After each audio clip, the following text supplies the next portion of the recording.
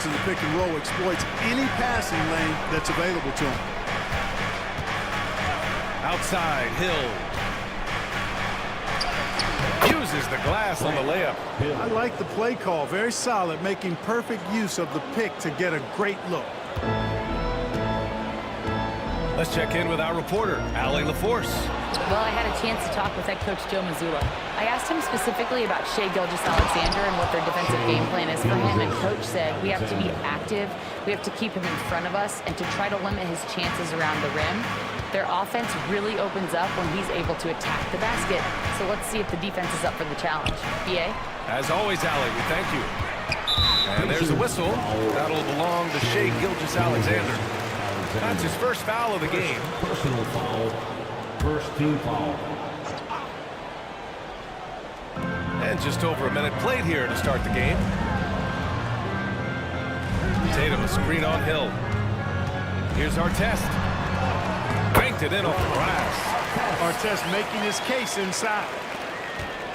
One thing you can say about Boston, Grant, they know how to put a team together. Yeah, the Celtics' consistency of winning is just impressive, both now and throughout their entire history. They are really the gold standard in this league, and it's mostly because of great draft picks and great trades. And it's Tatum missing. The Pacers have gone 2 of 3 from the floor. Outside, Gilgeous-Alexander.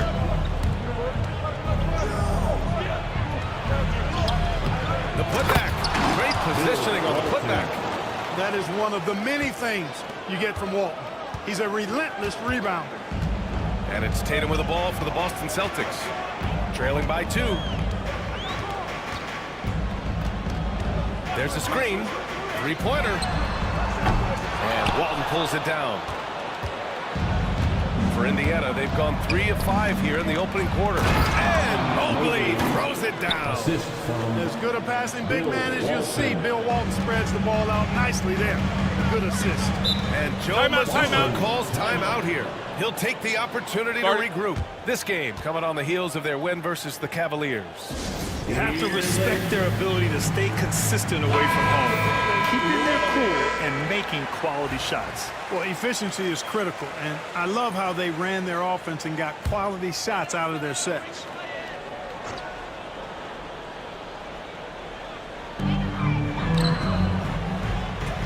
Now here's Jones. Tight defense on him. Outside Tatum. Back to Jones. Pass to Tatum. 5 on the clock. Late clock. The Celtics got to hurry here. Frazier. And they turn it over. Shot clock violation as the buzzer sounds. Indiana ball. All right, let's go to the leaderboard and see the top passing teams last season. Indiana, number 1. It was a joy to watch these guys play. Constant ball movement and player movement. Defenses were worn out by the end of games.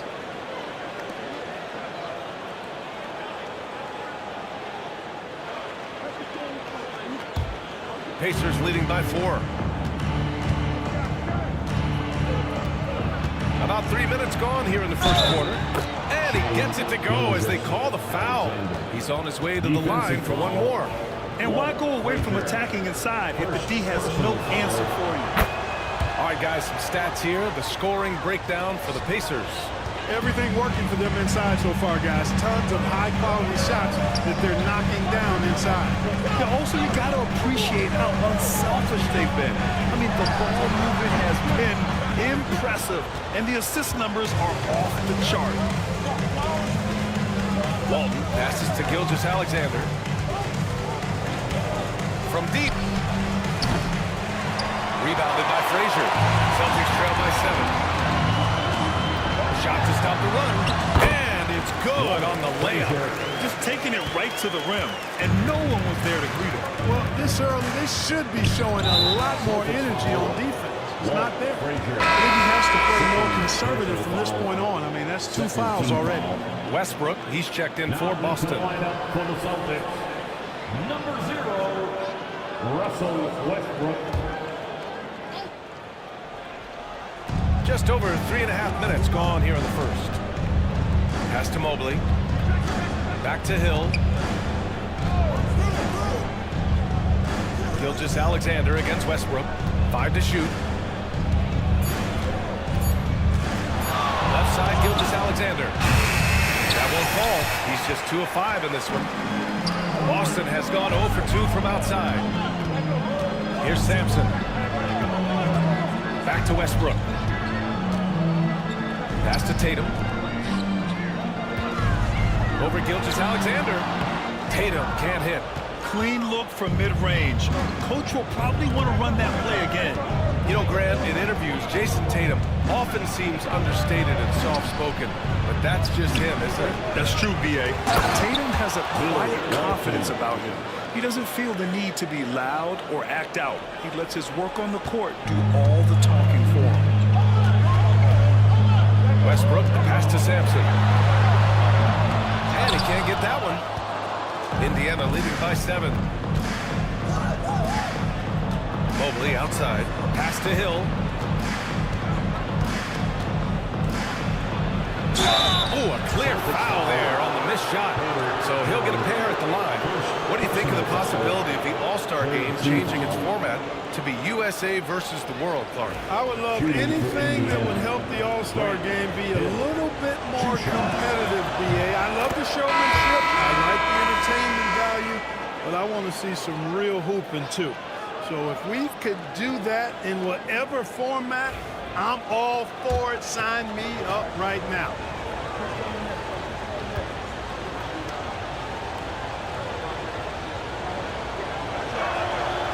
And so he makes both from the line. It's not luck that he's so steady at the line. It's through repetition and hard work.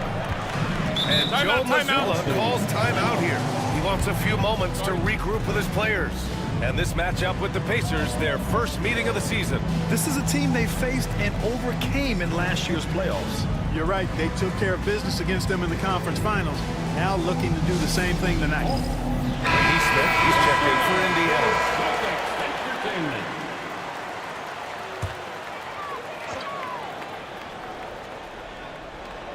So it's Boston now.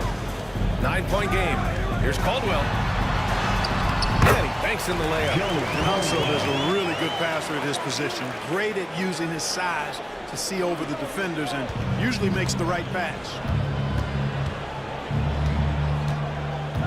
Maxey against Westbrook. With the crossover. Outside Neesmith. He drops it from range. And they're behind right now because they're failing to play quality defense. It's that simple. Yeah, you've got to turn up the dial on the intensity at the defensive end if you're them. I mean, it's still early, but I agree with you. Westbrook, that's good. Always competing. Westbrook clapping back with a 3 of his own. Westbrook against Maxey. To the inside. And that one's good. Doherty. Their offense looking like a well-oiled machine. Yeah, shots falling. Off to a very good start offensively as a result.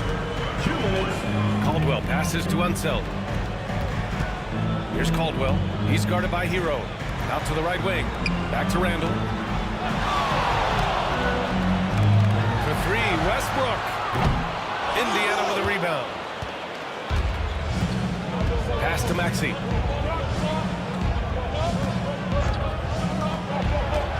A minute 37 left in the first quarter. It's good. Boy, I like their energy coming in. Terrific execution so far. And, you know, it's an all-out effort they've come in with. Very aggressive offense so far. And let's send it over to Allie LaForce. You gotta love Tyrese Maxey's approach to the game. He said, quote, I really have a simple life. I have this joy about playing basketball. I like putting in the work, so I'm extremely focused, extremely competitive, and I'm out here having the time of my life. I get to do what I love every single day, and it's a blessing, unquote. Brian, he's such a positive guy. Yeah, he really is. Thanks for that, Allie.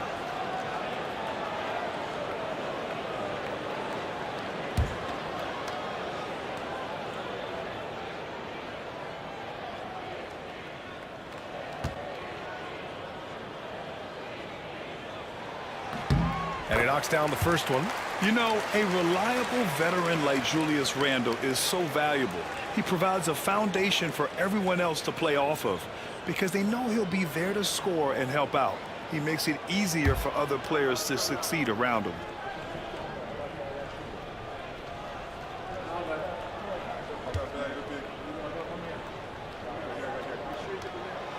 And that one goes in. 2 from the line that time. And the Pacers started last season all offense, Grant, but even they knew that would not be sustainable. Yeah, Coach Carlisle prodded them to at least get to average on the defensive end.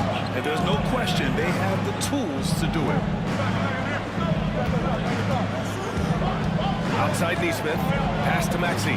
4 on the clock. Misses a 3. Here's Randall. He'll bring it up for the Boston Celtics. They trail by 9. The pass, the catch, the slam. What a clean play. And absolutely jaw-dropping. Tell you what, you wouldn't know they're the team trailing when they're able to pull off plays like that. And out of bounds. Boston will have it.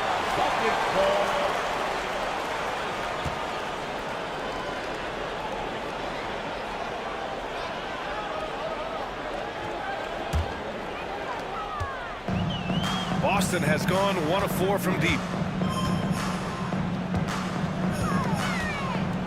We've got 33 seconds left to play in the first. Powerful move that time by Randall. And he'll go to the free throw line. Second personal foul. He's gone 2 for 2 at the line so far. At the line for 2, Julius Randle.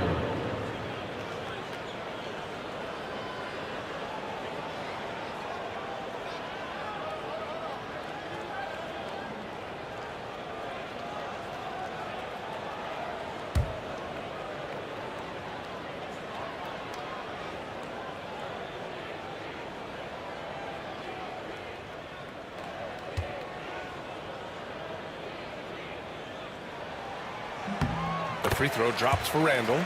And, you know, the impressive ascension of Randall has been a lot of fun to watch. I mean, he's a double-double threat who plays with relentless energy.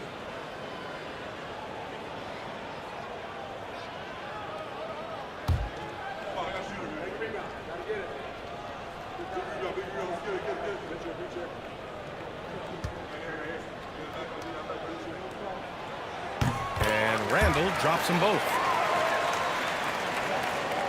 30 seconds left now in the first quarter. Maxey against Westbrook. Here's Doherty. Goes back up. And he lays it in. Doherty's gotten his second bucket of the game. Already +5 in terms of rebound margin. Pretty clear they're dominating that area. They've come out with a lot more energy and effort so far. Westbrook taking his time here. Doesn't go for him.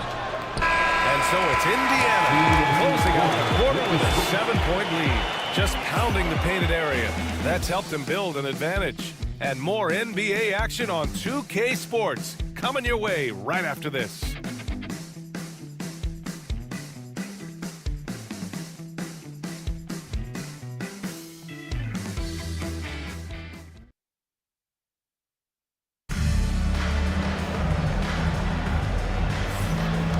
Thanks again for tuning in. If you're just joining us, we played through 1 quarter of action so far. All right, guys, let me get your thoughts on the Pacers and how they're playing so far. Well, it looks like hitting the boards hard was an emphasis of their attack. They knew how valuable it was to do so. Yeah, and you know, when a team establishes an edge on the glass early, it really sets things up for the rest of the game. On the court for the Pacers, they've got Tyrese Maxey, and it's Mobley in at the 4. Drexler, that's good. Well, Drexler's so smooth, makes it look effortless, but he does have to get tricky inside to beat that contact. Frazier, the pass to Randall. Here's Caldwell.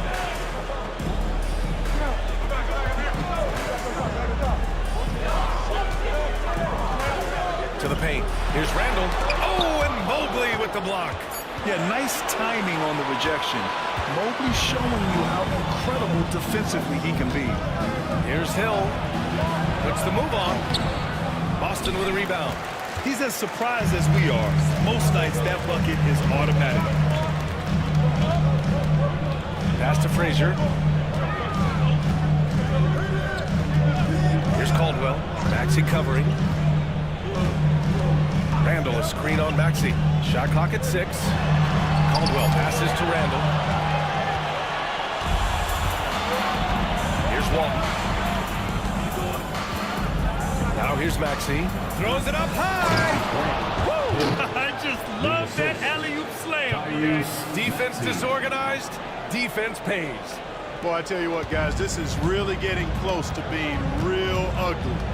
Takes a step back. Here's Randall. And Walton pulls it down. Walton's got 5 rebounds in the game. They really have a commanding lead, not just in points, but in rebounds as well. And what I like about it, it's been a physical brand of basketball. It's had a little sandpaper element to it, gritty and rough. But that's how you win games. Looking at lineups around the league, Graham, seems like they're becoming more positionless than ever before. Yeah, you're spot on, B.A. To the point where some people feel all-star voting shouldn't be by position anymore. It should be by merit. So both teams making some changes here. That one misses. Yeah, Mobley better get used to getting to the line, especially with his style of play. Artest. Oh, nice finish from the low block. That one's good. Sometimes it's simple. Put the ball in the hands of your scorers and let them do what they do best. Now here's Gilgeous-Alexander. Last game for him, he picked up 13. Here's Frazier. Check by Hill. There's Tatum with the 3. It's hauled in by Hill. Just enough of a shot contest to bother him. Fires from deep. Can't hit. 1 for 2 now. Celtics trail by 9. Here's Tatum. The layup off target. The Pacers have gone 2 of 4 here in the second quarter. Down low. Here's Walton. Count it. His 3rd and 5 attempts. Yeah, their defense is starting to wear down. That's 3 straight buckets at the rim. Boy, they'd love if anyone could get a bucket. Yeah, their offense has been grinding to a halt. And Joe Mazzulla has called timeout. He wants to review the game plan. Over the previous month, we look at the best when it comes to scoring. 3rd is Jason Tatum. And this last month has been truly special for him. He's scoring at will and in a rhythm on offense.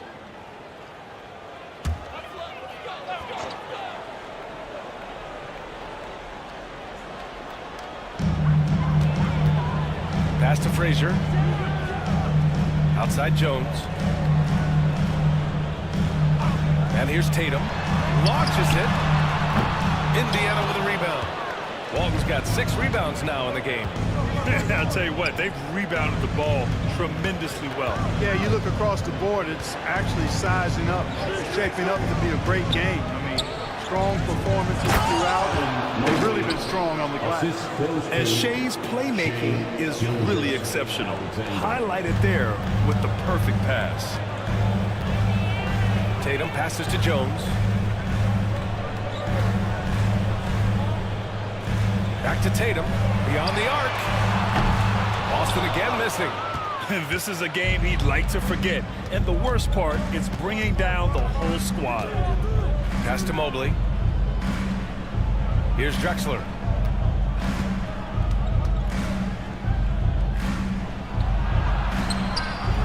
And no good. Jones with some nice D. And it's Tatum with the ball for the Celtics.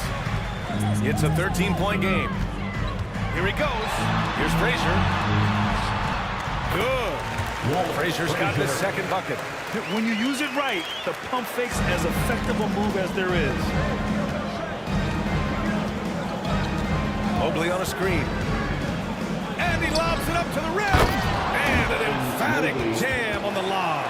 To talk about a catch radius, I don't think you could miss Mobley with that pass if you tried. Here's Frazier.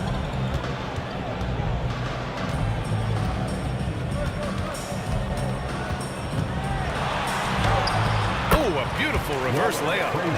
Frazier's gotten 4 this quarter.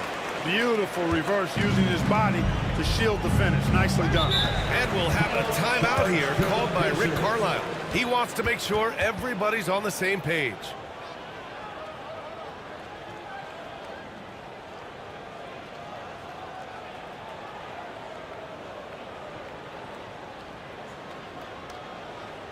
Jones, he's checked in for Boston. Westbrook comes in for Jones.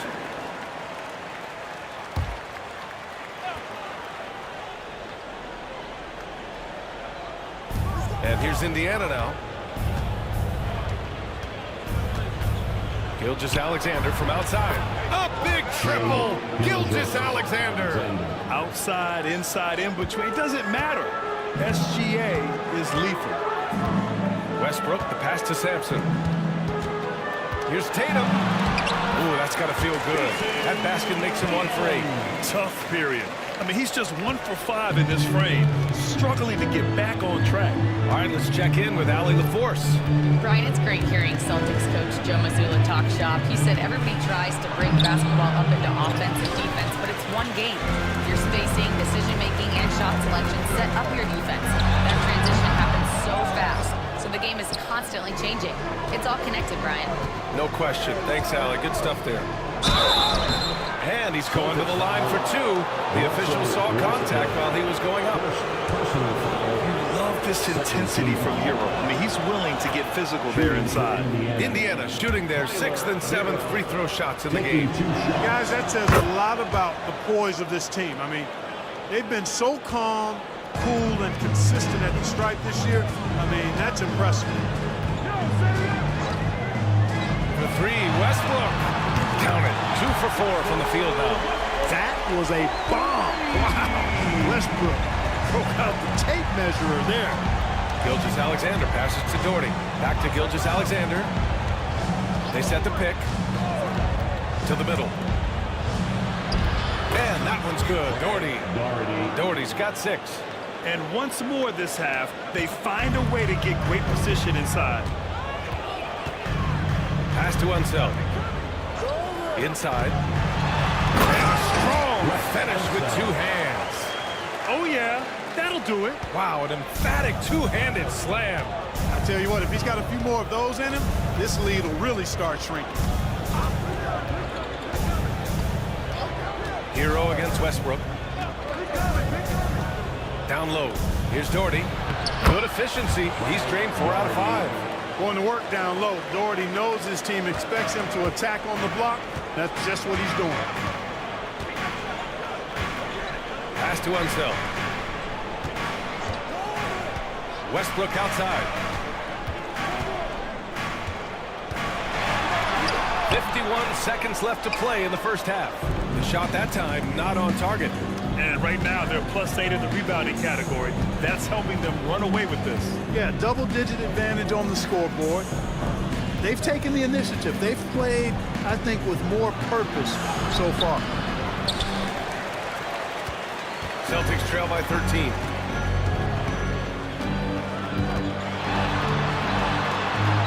Pass to Jones. Tries it from 19. Misses off the left iron. The Pacers have gotten 8 of 13 shots to fall in the second quarter. Now here's Gilgeous-Alexander. He's guarded closely. Now Westbrook. Oh, and he got fouled on his way up. He'll head to the line to shoot 2. 3rd personal foul. First team foul. This is his first opportunity at the line this evening.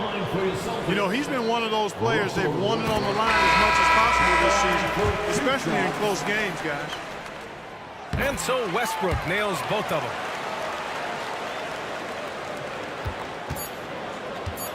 One second left. The shot won't fall. And so it's Indiana. They lead by 11 as the quarter comes to a close. What has them in front right now, by and large, they're taking great shots. Back after this.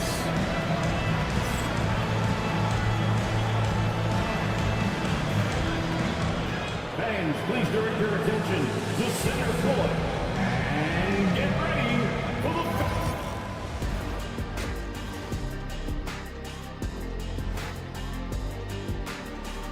Hey folks, thanks for... As a team, you love a night like this when the game feels simple. Pass, shoot, score, repeat. Pass, shoot. And we've got the playoff picture starting to come into focus now. So let's take a look at the Eastern Conference.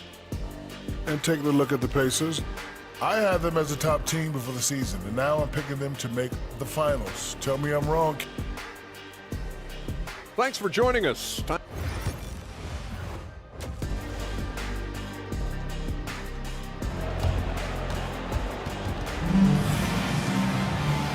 And as we dive into the second half, we'll find out if the next two quarters are any different from the first two.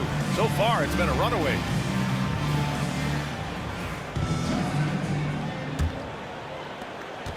Indiana leading by 11. We've got Herb Jones, and it's Sampson in at the pivot spot, manning the middle. That's the Boston 5. Pass to Drexler. They set the pick. 4-3. It's hauled in by Sampson. And for Boston, they're shooting an average of 43% from the floor. Tatum passes to Sampson. Here's Frazier. Gilgeous-Alexander defending to the inside. Oh, and a fast break for the Pacers. Recognizes the fast break opportunity and takes full advantage. Gilgeous-Alexander has a solid feel for the game. Tatum against Mobley. To the middle. Shot is good. Sampson. You know, with that kind of height mismatch, you've got to send help defensively. Gilgeous-Alexander passes to Walton. Now here's Hill. Pass to Mobley. And here is Hill. Back to Mobley. Shot clock at 5. Can't cash it in from close range. Well, you know, stopping him is never easy to do, but the defense was strong there. Here's our test. Gilgeous-Alexander defending. They set a pick. Here's Tatum. And he gets it to go off the front iron. Well, Tatum can find the shot he wants just about anywhere. He's got that kind of versatility.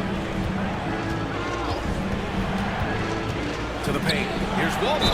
So it'll be 2 free throws. He was fouled in the act of shooting.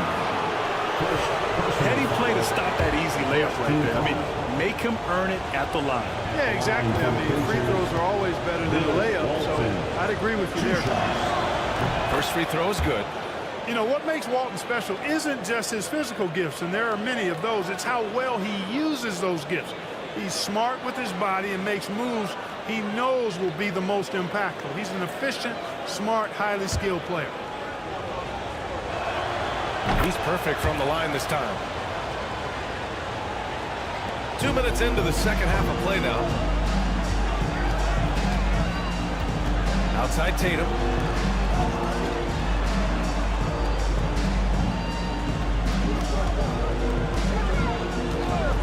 There's the triple. Jason Tatum! He's a sharpshooter! Excellent execution coming out of the break. They've taken 3 shots and made 3 shots. Gilgeous-Alexander passes to Walton. Not quite 2.5 minutes played here in the second half. Count it good. Walton's got 4 points in the quarter. And the defense has no one to blame but themselves. I mean, they just let him get right to the rim. You know, he should be getting extra attention from the defense, not less. There's Tatum with the 3. That's good. And it's Jones with the assist. Back-to-back threes, making their defense work on the perimeter a bit. Clock keeps going. 3 minutes into the second half now. To the inside. Walton. And down it goes. Dunked it through off a beautiful setup. Because Walton is so dominant on offense at times, he gains a lot of respect around the league. And Joe Mazzulla has called timeout. He's going to gather the troops and talk it over. Mobley against Tatum. And there's a whistle. He'll head to the line to shoot 2. It's going to be Evan Mobley. Coming at you with so many ways to get his points. Tatum draws a lot of contact throughout the game. Gets himself to the line. These are his first free throws of the game. And I think it's clear he's gotten better in that department since last season. I mean, he looks a lot more comfortable at the line now, and he's getting better results. Indiana leading by 8. Gilgeous-Alexander passes to Walton. Here's Drexler. Mobley, left side. Here's Walton. 12 points for him. 6 on the shot clock. Here's Drexler. And it's Jason Tatum with a rebound. I tell you what, for him, this has been a game to forget. But somehow they still find themselves with the lead. Here's Walton. Boston pulls it in. Tatum's got rebound number 5 here tonight. Outside Jones. To the wing on the left. Here's Drexler. Pass to Walton. Now Hill. To the middle. And blocked. That one goes careening off the glass. Here's Tatum.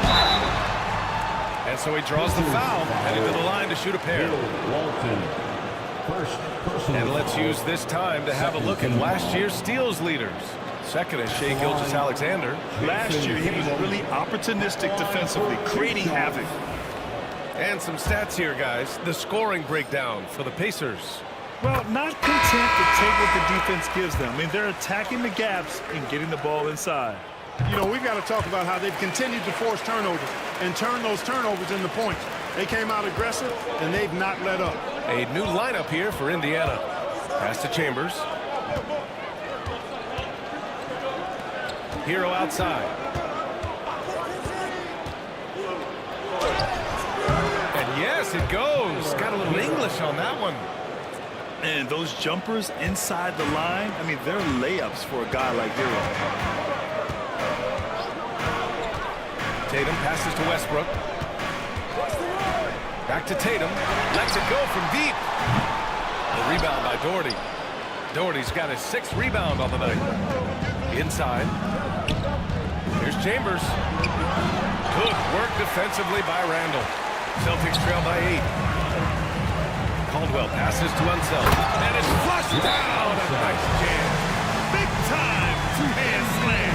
And right on top of the defender, too. That's got to do it. Yeah, that was a tough, gritty, sandpaper-like finish. Boston making a switch here. Jones is checked in. Maxey against Westbrook. Maxey attacking. Shoots over Westbrook. And it's Maxey missing. And the shooter had very little space on that attempt. And, guys, that's exactly the kind of high-impact defense they want to see out of them.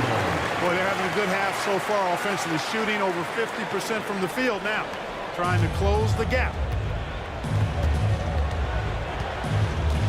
Here's Chambers. Yet to see a basket. Pass to Doherty. Hero with it. Chambers, pass to Hero. 6 to shoot. It's tipped. And there's the shot clock violation. Couldn't get the shot off in time. Boston ball.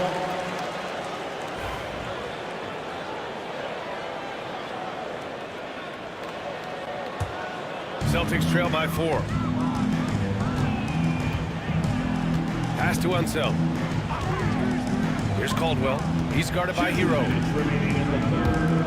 2 minutes. Westbrook against Maxey. Westbrook with the miss. And Maxey's got the ball here for Indiana.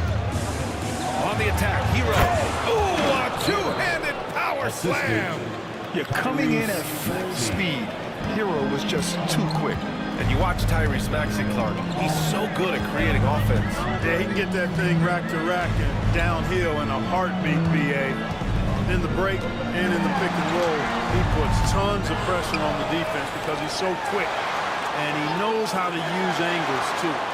And he can shoot it from deep, so he's got the full package. Randall outside. Jones from outside. Indiana with a rebound. Doherty's got his 7th rebound here tonight. Chambers, the pass to Maxey. 1:03 left in the third. Pass to Chambers. Westbrook against Maxey. Can't connect from long distance. Celtics trail by 6. Randall with it. 6 points for him. Here's Unseld. Ooh, went in there strong and tried to power it down. But he drew the contact, and he'll head to the line. You know, you don't like the foul, but if the alternative is giving up a dunk, it's an easy choice to make. I think it sets a tone for your defense around the rim. Make them earn it. He hits the second from the line. Here's Maxey.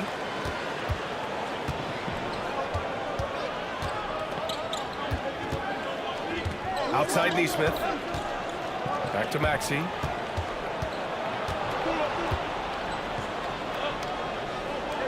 Pass to Chambers. Clock at 6. Now here's Hero. The D's right on it. And the three-pointer goes.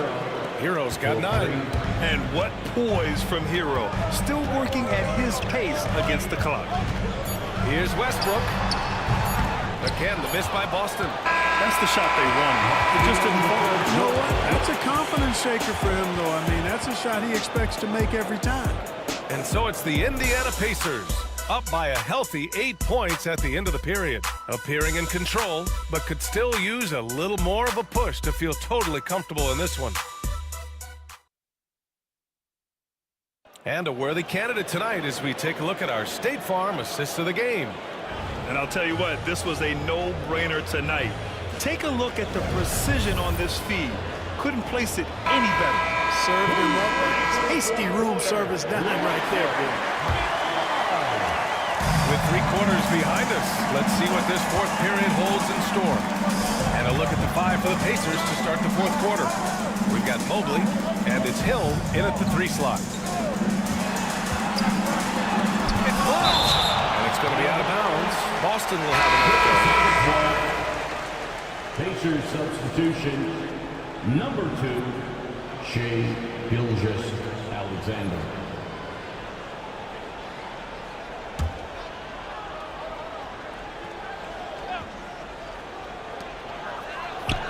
Frazier, the pass to Randall. Down to 5 on the shot clock. Here's Frazier. For 3. The shot no good. Oh, love the intensity in which they're hitting the boards. Guys, that's been the key to their lead. I mean, simply put, the effort they've displayed on the glass has been the difference. Their interior D continues to look shaky. Not a good matchup for them right now. I'd agree with you, and I don't think they expected this one to be a game where they would get battered inside like they have. And over the years, Randall has stepped up his role, an assertive scorer and a natural leader. First team foul. At the line for your Celtics, Julius Randle. At the line for 2 shots.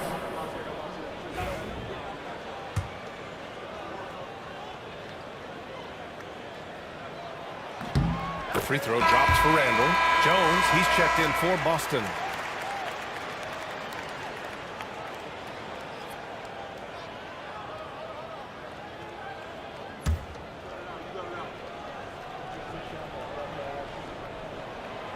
And Randall drops them both. Indiana leading by 8. And here's Gilgeous-Alexander. Mobley on a screen. Down low. And that comes off the assist by Gilgeous-Alexander. Gilgeous-Alexander's got his 4th assist with that last one. Pass to Artest. And the bucket counts. And he is on his way to the line. He'll try to make it a 3-point play. Jason Tatum, he's checked in for Julius Randle. Personal foul. Second team foul. And that one misses. Boy, Ron Artest is such a well-rounded player with tremendous toughness. He gets it done at both ends. Mobley outside. Pass to Gilgeous-Alexander.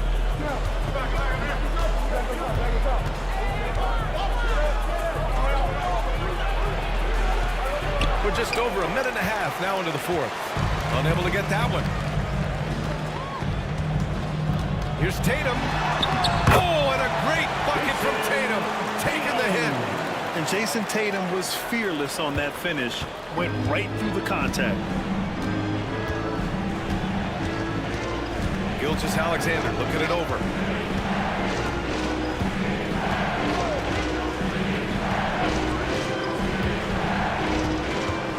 Shot clock at 6. The 3. The rebound, Celtics. After hitting 1 3 in the first half, he's been unable to dial in from deep since then. Tatum against Gilgeous-Alexander. And it's Tatum missing. Pacers leading by 6. And he was fouled while in the act of shooting, so he'll take 2 free throws. I love when Gilgeous-Alexander looks to score because it forces the defense to act. That free throw good from Gilgeous-Alexander. Taking 2 shots. Both free throws good from Gilgeous-Alexander. And man, looking good from the line so far this half. 100% since halftime. Come on now. I'm not sure this lead's going away anytime soon with that kind of marksmanship. Out of bounds. It'll be Pacers ball. You know, I think he may have forced that pass when there was really no reason to. And now it's time to take another view of that huge swat. Yeah, good offense comes from great defense. This lead is only getting stronger with plays like that.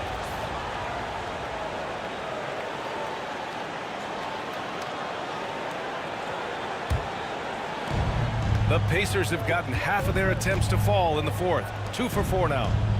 Walton passes to Gilgeous-Alexander.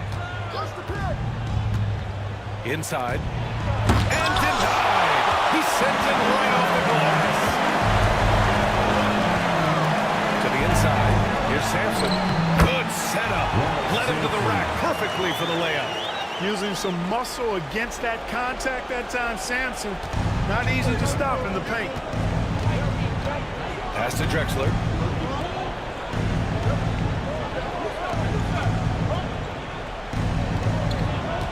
Here's Walton. Mobley outside. Jacks up a 3. It's hauled in by Sampson. Here in the 4th quarter, just under 2.5 gone by. To the middle. Oh, and there's a one-hand jam. Going upstairs, Mr. Artest. Yes, sir. And so it's Gilgeous-Alexander with it. He brings it up for the Pacers. They've led by as many as 14. Mobley against Tatum. Drops it in from 14 feet away. Mobley's gotten 4 this quarter. His shooting has been fantastic, and this team has leaned on him. And there's the screen. Mobley against Tatum. Here's Frazier. Just 5 on the clock. Back to Tatum. Lets the 3 fly. Tatum connects on the corner 3. They are passing the ball around tremendously right now. Now here's Gilgeous-Alexander.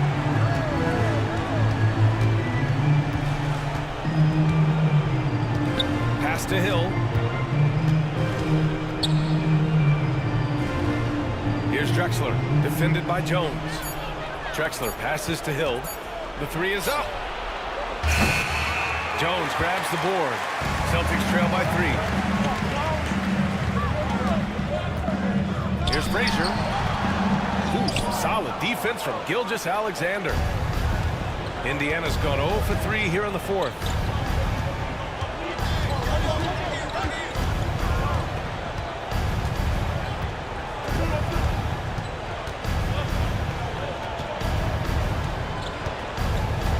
Mobley on a screen. To the paint. And Mobley throws it down. Easy does it. Mobley is such a fluid athlete for his size. For Boston, they've got 5 out of 10 shots to drop here in the final quarter. Tatum from long range. It's hauled in by Hill. Hill's got his 4th rebound in this one.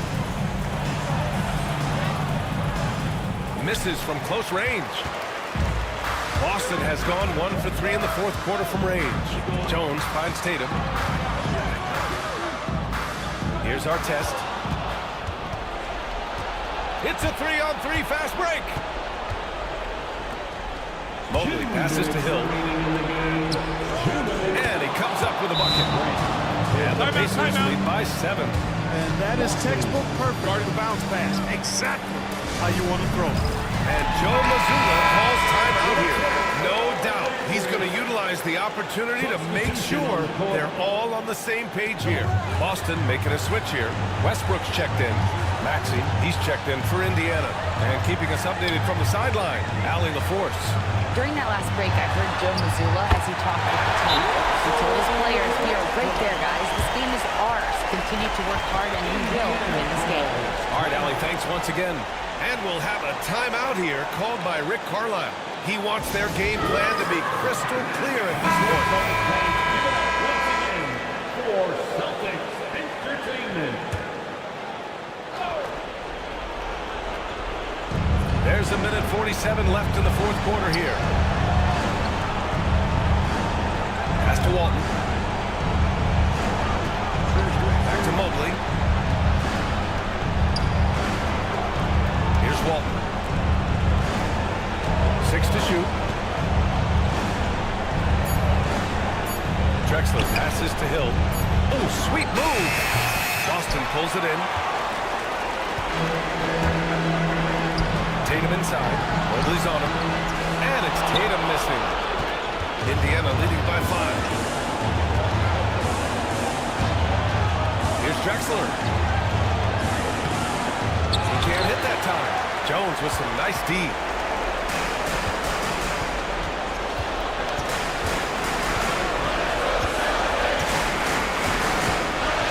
Pass to Westbrook. Over Maxey. Westbrook can't hit. And now we've got an intentional foul. Westbrook, second personal foul, second team foul. 43 seconds left in the fourth. Maxey with it. He's picked up by Westbrook. Pass to Hill. Let's go with a 3. Counted from distance. And the Pacers lead by 8. And they just continue to attack, even late in the game, while they're up big. Yeah, I don't think you want to get loose and sloppy or ease up, but it is time for them to start using that clock a bit. Here's Westbrook. Again, the miss by the Celtics. And so it's Maxey with it. He brings it up for Indiana.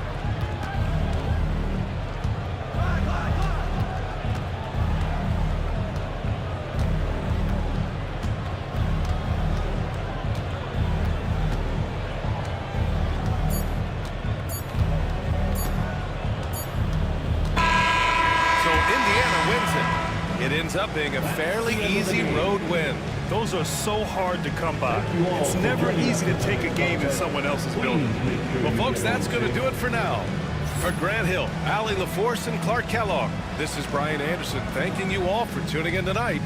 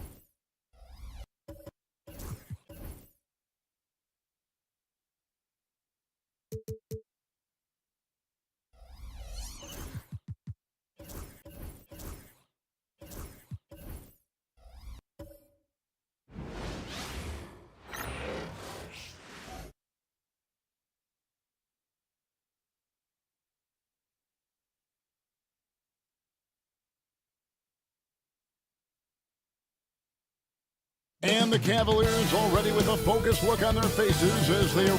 Hello, everyone. Proud to bring you Wednesday night. Here in the late stages of March, the range for teams in the power rankings has really solidified. They're stuck in the...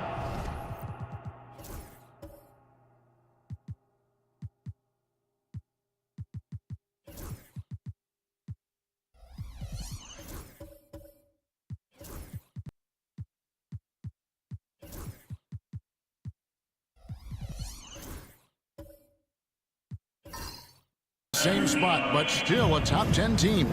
And you know, for the Heat, they've gotten into a bit of a rut. The season hasn't gone as they had hoped.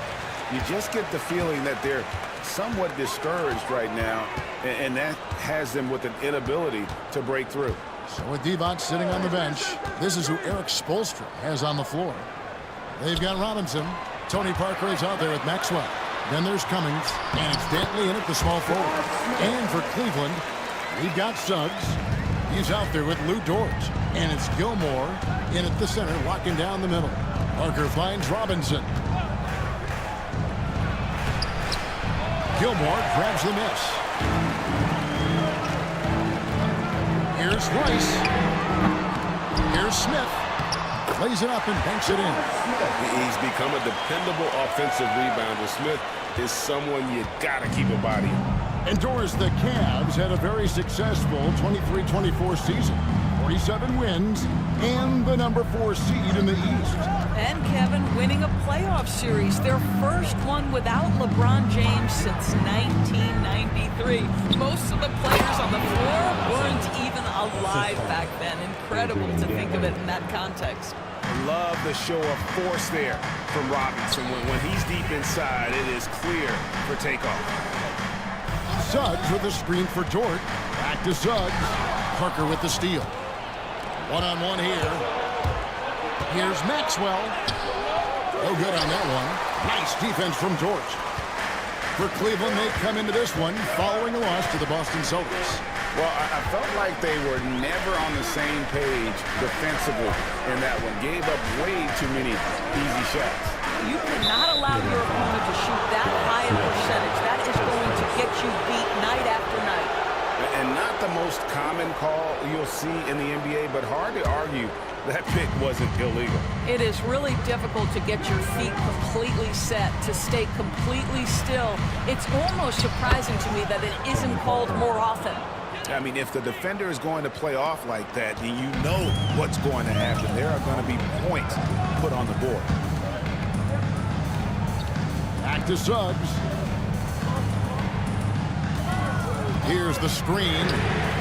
The shot's good from Smith. And not a huge focus for Smith out there, but that doesn't mean he won't take the three. Outside Robinson. It's good for his second make. He's made 2 of 3 so far. He's looking confident right from the opening tip. Cleveland's gone 1 of 2 from long range in the first quarter. Outside, Dort. And another 3 for Cleveland. you know, you're going to have success when you can start out shooting 80% from the game. So early offensively, they've been great. That's the way you like to start. And we'll have a timeout called by Erik Spoelstra. He's made the decision he wants to huddle up with his guys. With a pause in the action, let's show you the teams that were best from the line last season. The Heat in 5th. Yeah, they were incredibly accurate on free throws last season. They are an organization that doesn't neglect an important part of the game.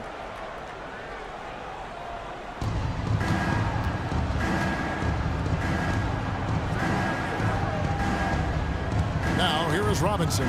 Right on him. Doors for front offices. With the season starting to wind down, what's important now? Yeah, there are focus shifts depending on the season. And right now, with the season sort of dwindling, first and foremost, the draft lottery is important.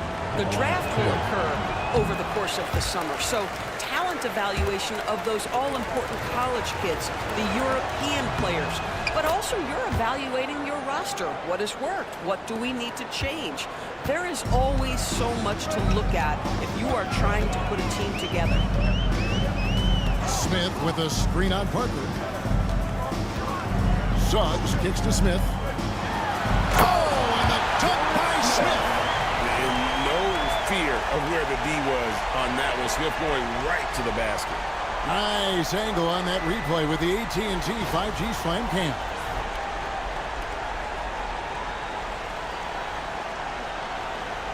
And first quarter, we're about 3.5 minutes in. Here's Parker. And a rebound goes to the Cavaliers. This, of course, their first chance to play Miami this season. And they usually came out on top when these two teams faced off last year. No surprise, they're the better team. And Smith gets off the floor as quick as anybody, especially when he's got a lob on the way. Maxwell kicks to Parker. Dantley the pass to Parker. 5 to shoot. Here's the teardrop. That shot is no good. And he's 1 for 3 from the floor. The Cavaliers leading by 7. Outside, Dort. Pass to Smith. Shoots the 3. The rebound by Dantley. For Miami, they've gone 3 of 7 from the field since we've gotten underway. Now Parker.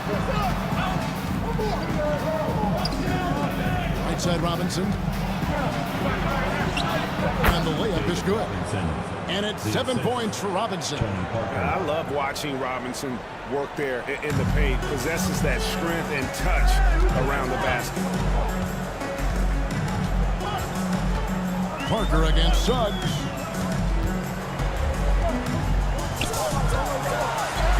Good for the basket. Starting off 1 for 1 with that shot.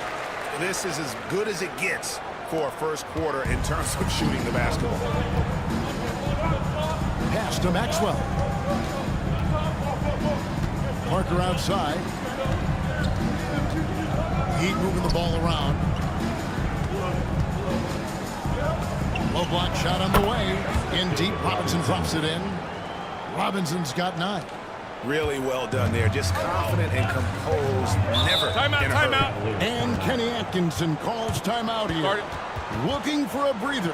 And maybe just 1 or 2 things to talk about.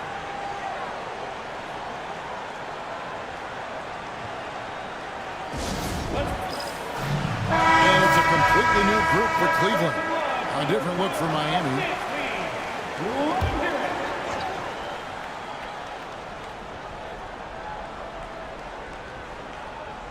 Whoops, anticipated the pass. Turnover. There's Kuminga. Oh! And if there's one thing Dave Bing excels at, it's finding the open man. His passes are precise, whether he's on the move or standing still. Now here's Stockton. Pass to McDaniels. Ball kicks to Stockton. 5 on the clock. Allen with it. Takes it from 10. And good. Got the English that time as it falls. I love the ball movement there. He put that on a silver platter, just served him up. And Dwayne Wade is the first Heat player to be honored with a statue. And Greg, that's pretty significant for a very successful franchise. And Kevin, well-deserved, right? D-Wade, the best player in franchise history. He helped bring 3 championships to the city, plus he's already got a street named after him. Right now, let's send it over to the sidelines and get a report from David Aldridge. Kevin, Jalen Duren, a physical specimen, is improving the finer points of his game, including his vision. He said, "I feel like I've always been a good passer. I've developed more of that as my young career has gone on, understanding the league better and how to win." Kevin? Yeah, D.A., you know, it takes time, but nice to see his development.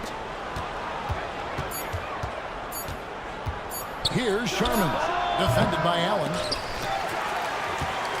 Cleveland leading by 5. Inside. Duren, no good. For Miami, they've gotten 6 of 11 shots to go down so far. Pretty nice shooting. Pass to Sherman. Going inside. Excellent D there from Allen. That's not the type of opportunity he fails to convert very often. Here's McDaniels. That shot off. Nice defense from Kuminga.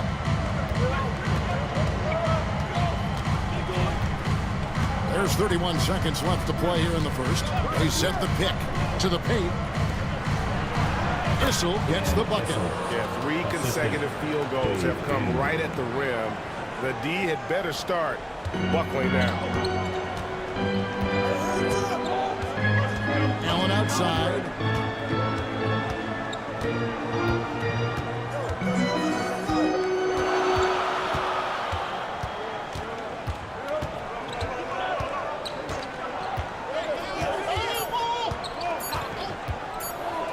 There's McDaniels. And no luck with that time on the buzzer beater. At the end of one, a closely contested game so far. Cavaliers lead by 3. We'll get right back to the action when we return.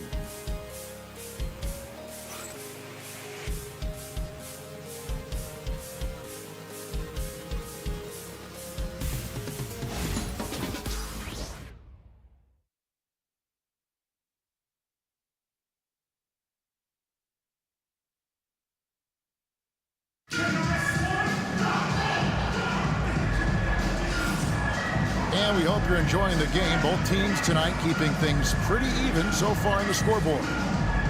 And a moment here to take a look at the scoring breakdown for the Cavaliers. Straight away, they've opened things up offensively with skillful passing, running smart plays, and just setting guys up for success. And they've also shown dominance in the paint so far tonight, really putting the work in down low. So with Divac sitting on the bench, this is who Erik Spoelstra has on the floor. We've got Jonathan Kuminga, and it's Issel in at the center position. Now, here's Dort. Here's Gilmore. Smith outside for 3. Issel grabs the board. Miami trailing. Parker looking around, and it's denied. And that's out of bounds. Miami will retain possession. Suggs, he's checked in for Stockton. The Heat making a switch here. Off the inbound. Bank shot, no good. And the way he was able to reach out towards that release had an impact. Well, no question, he altered that shot, and most of the time, that's just as good as blocking it. Now, here's Dort. Gilmore passes to Suggs. Clock at 6. There's the 3. Second chance shot, and that's 2 points on the layup. Yeah, sometimes he comes off as maybe being laid back, but Gilmore is a fierce competitor in the post, and it comes out in his rebounding more than anywhere else. Parker passes to Issel. Second quarter of action, about a minute and a half played. The 3 from Maxwell. Offensive rebound. Pass to Parker. Here's Maxwell. Shoots over Dort. Miami no good on that time either. Well, terrific defense. They obviously respect his ability and just want to make it tough. And the basket is good. Got it to go through on the contact, so a free throw coming up. A great opportunity for a three-point play. And this is his first trip to the line tonight. Robinson's checked in for the Heat. At the line for Cleveland, Jalen Suggs. Shooting, 1.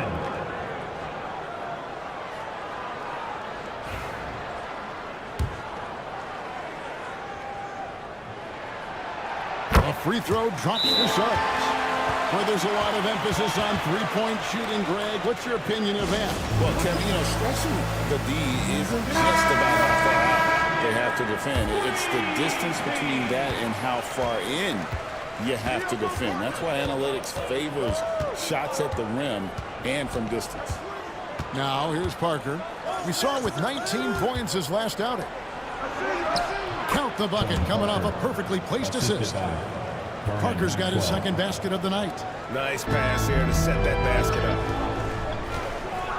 Smith outside. Cleveland moving the ball around. There's the triple. Good for another bucket. He's made half a dozen now. 6 for 8 on the night. This guy is cooking right now. He is leading them on the offensive end as they remain in front here. Here's Dantley. He has yet to score. It's deflected. And they're controlling the boards, Kevin. That's +5 in that category. Here's Weiss. 2 free throws coming up, and they call the shooting foul. And Eric Spoelstra, the head coach of the Miami Heat, receiving a record 8-year, $120 million extension. Greg, that's some big dough.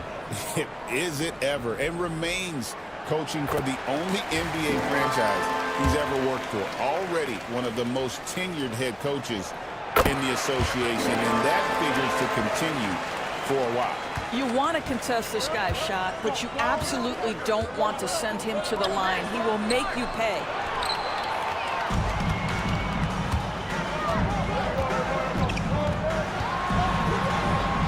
Pass to Suggs. Now here is Smith. Here's Dort. He's guarded by Maxwell. Dort passes to Gilmore. To the middle. Here's Smith. A chance there to push it to double digits, but it's off the mark. Parker against Suggs. Parker passes to Maxwell. Back to Parker. Here's Rice, and he's good on the 3-ball. Rice has got the lead at the 12 now for Cleveland. And look at how Rice is just totally ready for the moment. Just put the ball in his hands, and he's good to go. Pass to Cummings. And here is Robinson. Over Gilmore. And Robinson gets it to go on the assist by Cummings. Robinson's got 11 points. And likes the view from there. He's a strong mid-range shooter. Well, sometimes when you've got size, your release point is so high that you're going to get a good look no matter what. Rice. It's hauled in by the Heat. You can't look at the result of that shot. They'll take that whenever they get it. And they should, because it's when you start turning down that kind of look that your offense can start to bog down a bit. Count it, and the Cavalier lead has been cut down now to just 8 on the basket from Tony Parker. The Miami Heat comes into this one following a loss to the Hornets. And Kenny Atkinson calls timeout here. He's ready to talk things through with the team.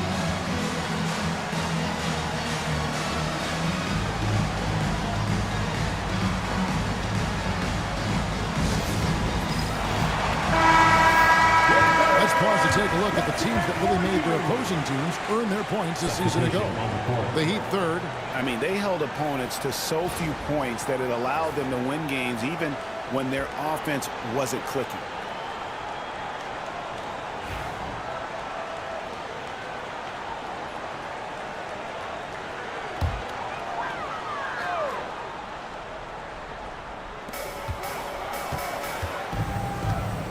Now here's McDaniels. Still yet to score. Stockton finds McDaniels. Back to Stockton. All right, a chance to check out the stats for Jonathan Kuminga. He had a strong showing last season.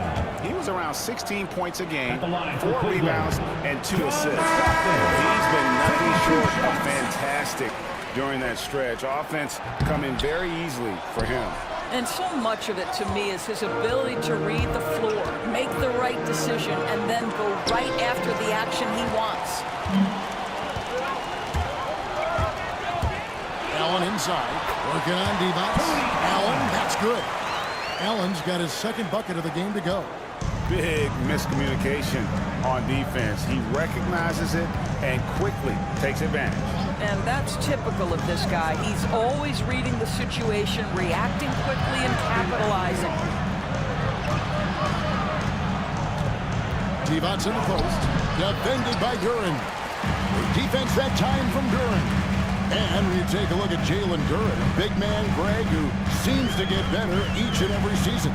Well, you know, he averaged a double-double in his second season. I especially like how hard he goes after rebounds. This guy has a bright future in this league. The shot's good from Stockton. Boy, that's a backbreaker. Takes it right into the rim and extends their lead. You want to make sure your opponent knows they have absolutely zero chance of a comeback, and nice finish by him. Here's Sherman. Stockton making his last shot. Really on the right play defensively. If you can't block, force him to the line. And he's got his first free throw of the game. Shooting for Miami, Bill Sherman. 2 shots. First one falls for him. And so he hits both. A minute 50 left here in the second. Stockton outside.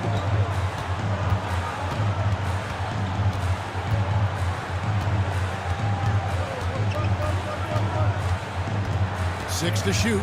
Pass to McDaniels.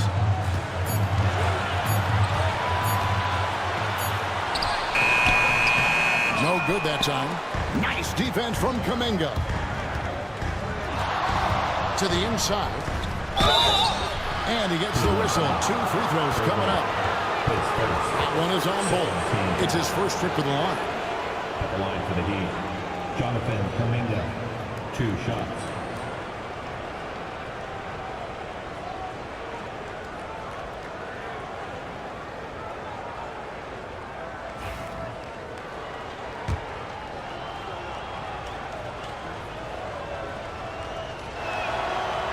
And the first one drops.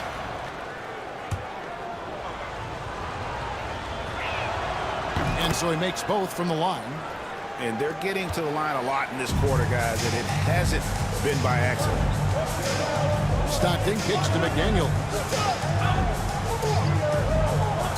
Back to Stockton. Issel grabs the board. Issel's got 4 rebounds now tonight. Down low. Power down after the assist. Let him into the lane. And not the prototype power forward, but he has tremendous athletic ability. Pass to Duren. Back to Stockton. Now Allen. McDaniels with the ball. Defended by Kuminga. To the inside. Here's Duren. And that one goes. Feeding him with the lead pass. And they keep hammering away at him inside, forcing the ball into the paint. 8-second difference between the shot clock and the game clock. Bing, the pass to Issel. Here's Sherman. Allen defending. And McDaniels with the block. You have to be careful when Jaden McDaniels is in your area as an offensive player. This guy is so elite defensively. Yep, it counts. And with the lead, I like the strategy here. Continue to get the ball to guys who can do something with it. One thing we've learned in the NBA, the game is never over. So you've got to continue to score, continue to build your lead. And so it's Cleveland. They will lead at 11 points to end the quarter. They're playing a bruising game inside, and it's working for them. And a chance now to send it over to David Aldridge, standing by courtside. David. Thanks very much. Eric Spoelstra here with us. A lot of three-pointers allowed in the first half. How do you limit that going forward? Well, there's been some airspace issues. I mean, there are a couple easy ones where we didn't rotate over on the weak side, but we're just not making that extra effort to get to the shooters. And we know multiple effort is a big part of what you do. Thanks, Coach. Back to you guys. Thanks, David. And we'll be back shortly following halftime to get the third quarter underway.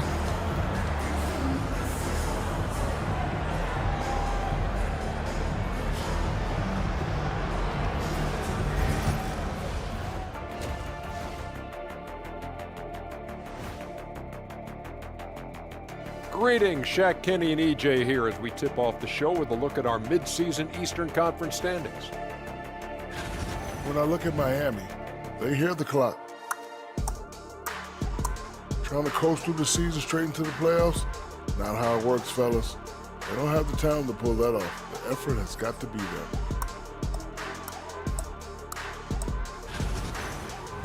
And going back now to that first half, you could say things are going extremely well for the Cavaliers. They're moving at a high speed. When they get in space, they really push the pace. Makes them hard to keep up with.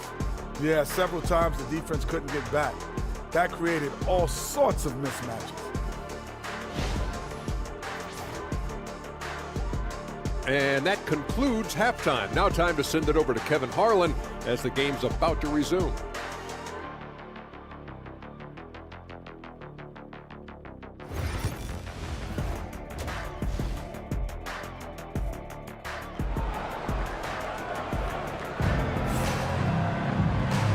Well, we've got a second half of basketball for you. We think it's going to be pretty good. A big comeback, though, is needed for this game to be competitive, and it probably has to happen quickly. You look at Josh Smith in this game, he has been everywhere. And how about the amount he's contributing in the scoring column? Through two quarters, he has been terrific. And one would expect that the defense made some adjustments at halftime, but he has the ability to answer right back. Lou Dort out there with Suggs. Then it's Smith, and it's Gilmore in at the 5, roaming the paint. That's the 5 for Cleveland right now. And foul on the shot. He'll shoot 2 at the free throw line. And checking out the numbers for Robinson, how the second half of the season has shaped up for him. He's around 6 points per game and 4 rebounds. And on both ends of the floor, he's a guy they look for to take up space inside. Well, certainly with the rebounding, with the ability to block shots, basically he does all the dirty work, so the other guys can look pretty.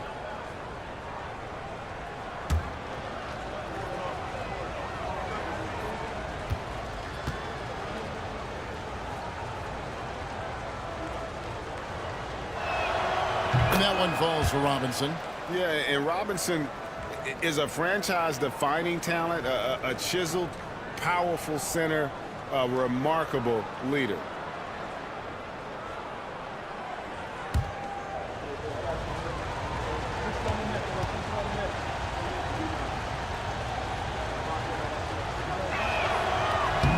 He hits both from the stripe. Here's Suggs.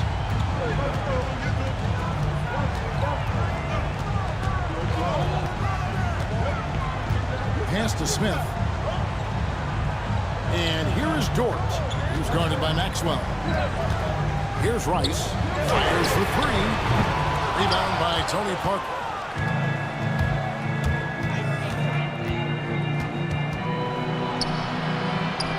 It's deflected. And here is Dort. Got a piece of it. About 1 minute played here in the second half. Cummings played in with a nice touch off the glass. How good a playmaker are we watching? Always leading, always trying to create for others. Suggs against Parker. Suggs kicks to Smith. Pass to Gilmore. Here's Rice. And it goes out of bounds. That went off Robinson. Lights out shooting from three-point land is nothing new to these guys. The league's most accurate shooting guards from long range in the season's second half. Second is Lou Dort. He just oozes with confidence out there beyond the arc. That's where he makes his living, as he should. I mean, given how efficient he's been from long range. Suggs up top, covered by Parker, and that one's good. Suggs. You've got to be willing to get your shot blocked if you're a guard and you foray inside. Jalen Suggs, what a finish. Parker passes to Maxwell. Here's Dantley. Scoreless thus far. Pass to Robinson. It's rebounded by Cleveland. Gilmore's got 7 rebounds in the game. It's Dort on the wing, covered by Parker. Maxwell against Suggs. Back to Dort. Just 5 to shoot. Smith for 3. And they recover it. Here's Gilmore. He's guarded by Maxwell. And you know that's going to be goaltending, guys. So that's a free basket right there. So close to getting the block there. You can live with those calls because you'd rather have a guy playing aggressive instead of playing it safe. And timeout is called by Eric Spoelstra. Wants to talk some things over, might be seeing some things to adjust.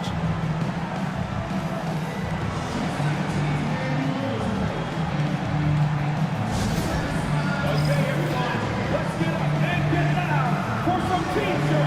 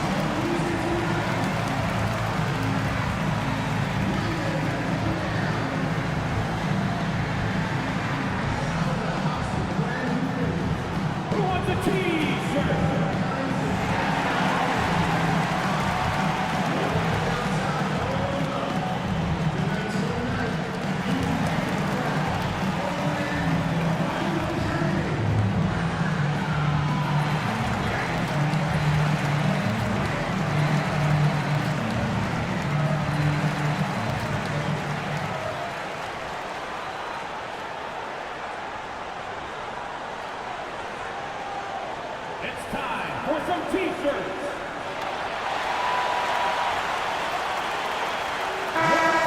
Looking here at some numbers for Smith, breaking down his play since the All-Star break. And he's a defensive ball hawk. You can't let your guard down. Remember, he's 10th in the league in steals per game. And it's nice when you have the NBA's best free throw shooter just keep the ball in his hands in clutch situations. He's been completely automatic this season. A little under 2.5 minutes gone by here in the third. Pass to Maxwell.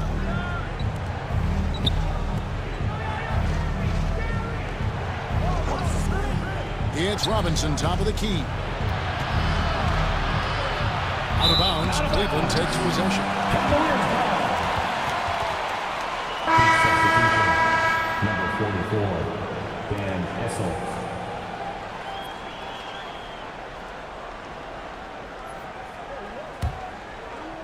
And so it's Cleveland with it. Suggs with the ball. He's got 9. They get it again. Here's Rice. Good on the three-point shot. Rice has got the lead up to 14 now for the Cavs. They have been board dominant in this game. That's definitely been a factor in crafting this huge lead. Pass to Whistle.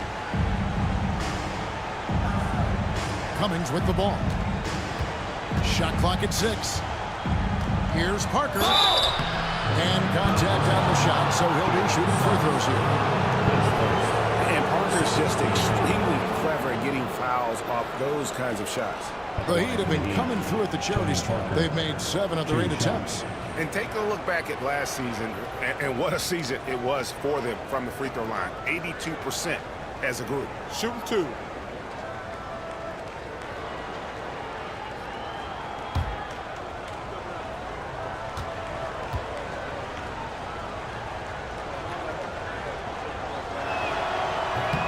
That one is off. It's obvious. Tony Parker has a real mind for this game. The way he dissects defenses and finds himself shots, he just has a higher understanding of the sport.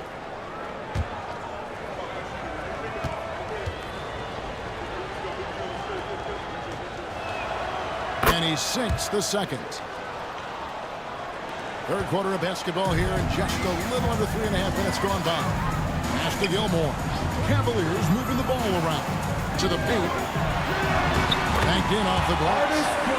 And the Cavaliers lead by 15. And it just seems that every pass they make is leading to a score. Just great ball movement. Here's Issel. Shooting foul as the whistle blows. He'll shoot 2 free throws. For Miami, they have shot 8 of 10 from the line. That's an even 80% free throw shooting here. Taking 2 shots. Take a break. Take a break. 2 shots.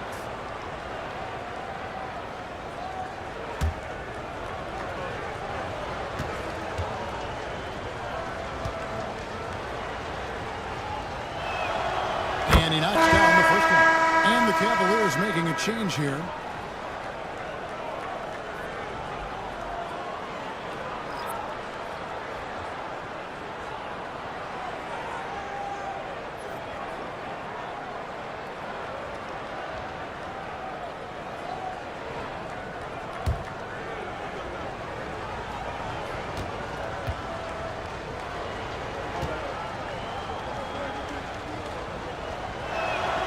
He's perfect from the line this time. Now Suggs. He's got 9. Outside, Dort. Suggs passes to Smith. Now Bol.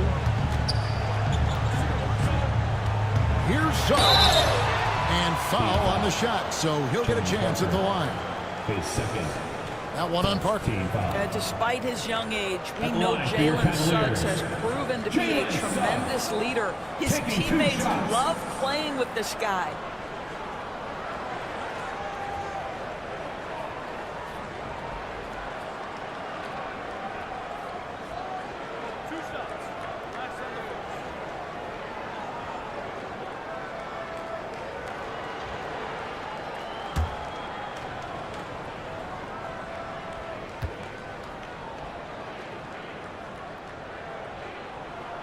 A free throw dropped for Suggs. Jalen Suggs gets a ton of attention for his offensive skill set, and that's appropriate. But let's remember, he can be imposing defensively. McDaniels, he's checked in for the Cavaliers. Stockton comes in for Dort.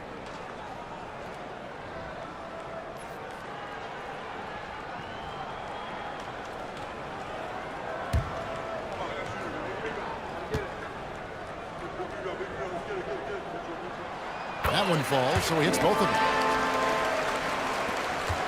The Heat trail by 15. Here's Bing. Still without a basket. It's rebounded by Stockton. Just a solid performance on the interior. The rebounding has been off the charts. Suggs against Maxwell. Duren with a screen on Maxwell. To the middle. Outside for Stockton. Here's Bing.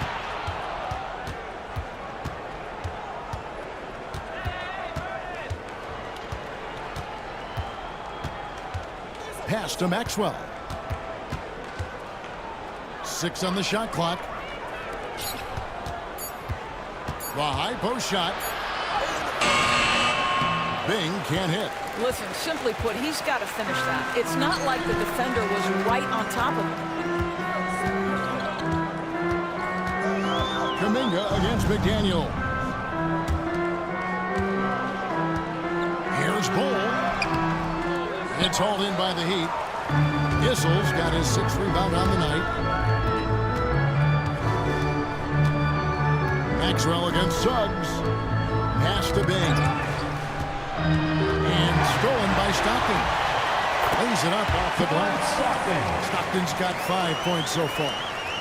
And a breakdown here, guys. The hustle stats for the Cavaliers. I like their defense today. And we don't talk about that side of the ball enough. You can really change a game when you get a bunch of steals and get out in transition. And you also have to love the way they've gotten out and run in transition. A ton of good chances tonight simply from being willing to run the floor. And timeout is called by Eric Spoelstra. He wants to make some adjustments to the game plan, clearly. On the court now, it's your Hawk squad. Get loud and let them hear it. Fans, get loud. Three teachers are coming your way. Entering the final second. Let's hear you. Make some noise.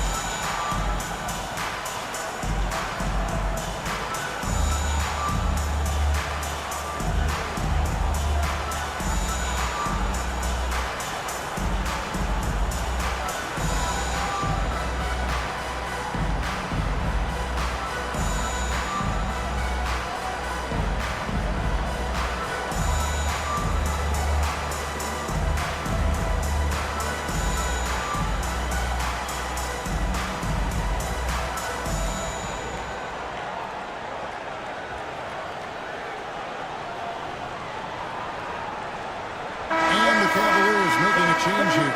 Allen's checked in. And now a look at the teams leading the NBA in steals since the All-Star break. The Cavaliers 4th.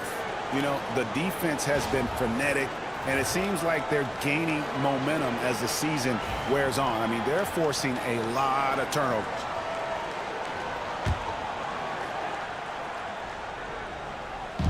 Pass to Bing. And that's a foul called on John Stockton. That's his first foul.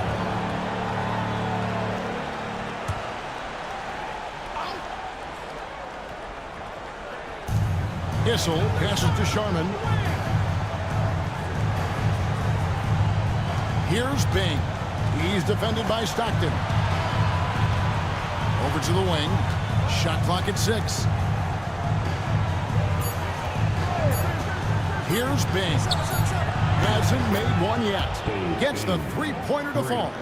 You can't just stop when there's a pick set up. Gotta fight over it as a defender. You know exactly what that takes. It takes energy, it takes activity, it takes intensity. Stockton outside. On the wing, Stockton.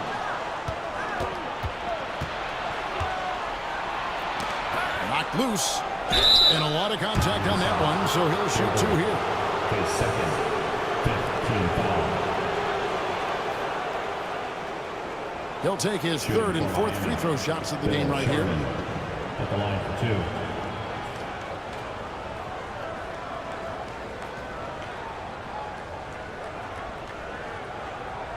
2. Shooting 2.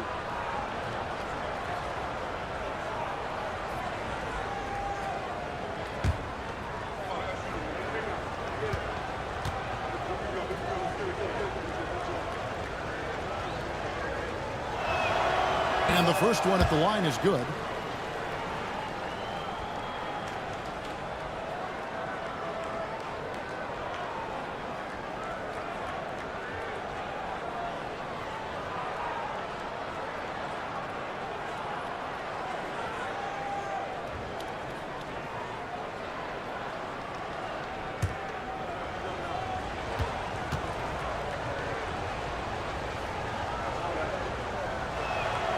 Both good from the line that time. 1:36 left in the third quarter. Stockton kicks to McDaniel. Back to Stockton.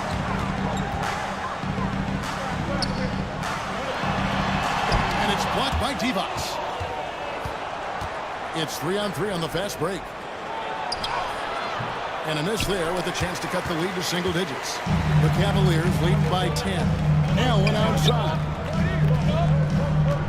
Pass to Stockton.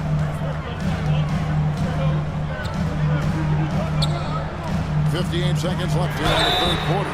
Through the contact from long range, and he almost got the hoop to fall. Instead, he'll shoot 3 at the line. Yeah, Ball with the unique combination of height and skill. That's a challenge for any defender.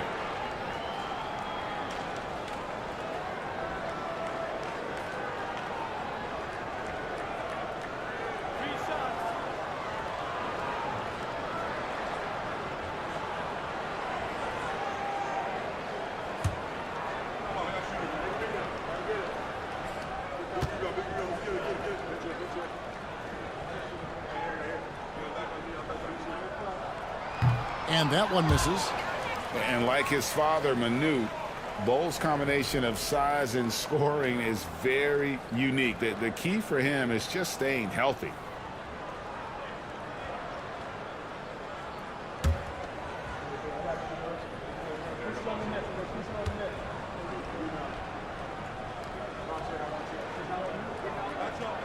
Good on the second free throw.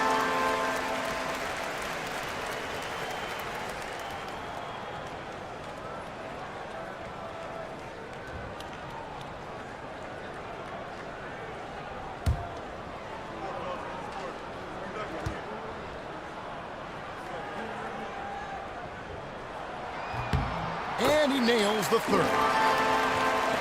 56 seconds left to play here in the third. Here's Bing. Pass to Whistle.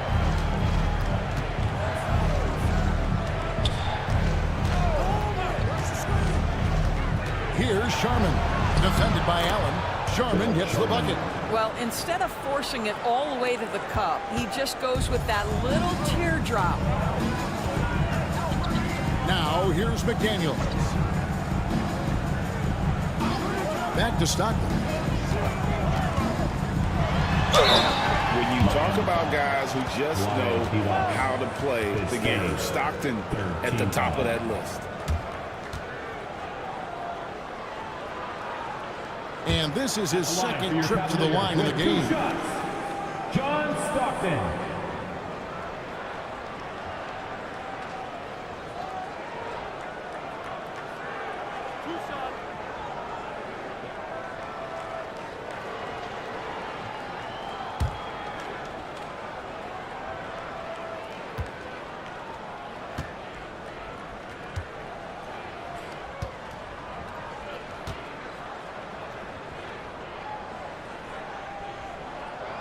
Free throw good, Stockton.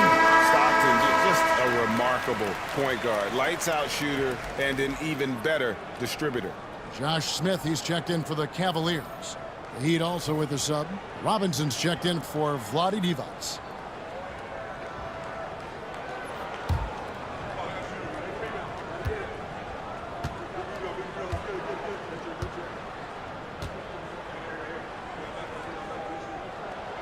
So he gets them both. The Heat trail by 12. Here's Bing.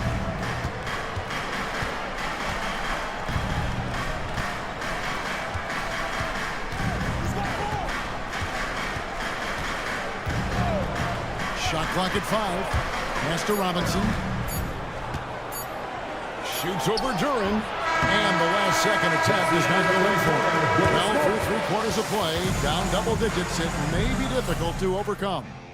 Cavaliers ahead. They lead by 12. And after a quick break, we're going to come right back with the start of the 4th quarter.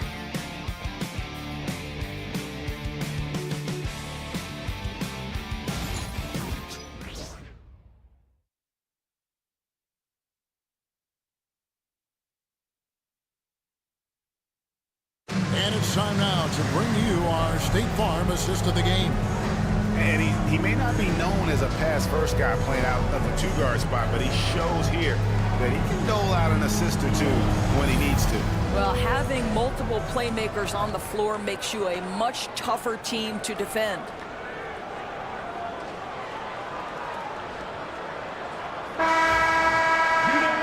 And 1 quarter to go in a game that to this point has not been an evenly fought contest. With Divac sitting on the bench, this is who Erik Spoelstra has on the floor. Robinson is out there with Cummings. Then it's Tony Parker. And it's Sherman in at the 2-guard spot. Suggs. It's hauled in by the Heat. Parker outside.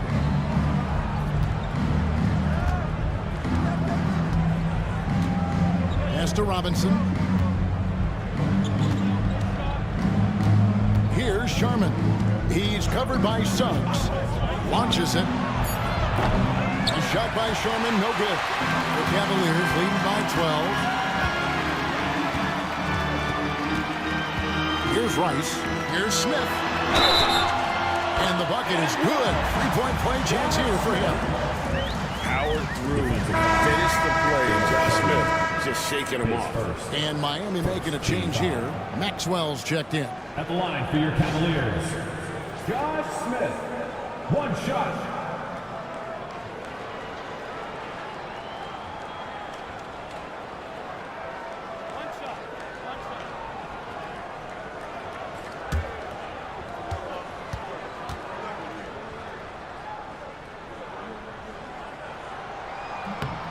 And the word is out on Josh Smith being a gifted dunker. But that really speaks to his overall athleticism. He can run, and he'll do whatever it takes to get the best of him. He's out of bounds. The Heat able to retain possession here. You gotta love strong defense, especially when it comes in the form of harsh rejections. Wow. And boy, did he get up quick to reject that shot. That's as fundamental as defense gets.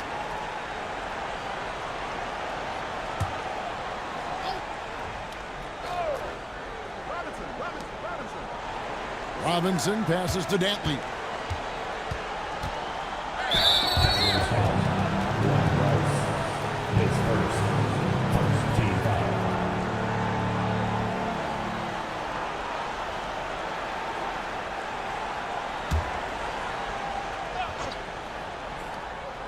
About a minute played here in the 4th quarter.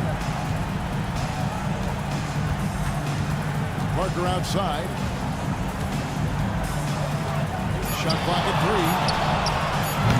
And again, it's the Heat missing. And this is a shot he can definitely make, and the defense not a factor at all. Pass to Suggs. And here's Smith.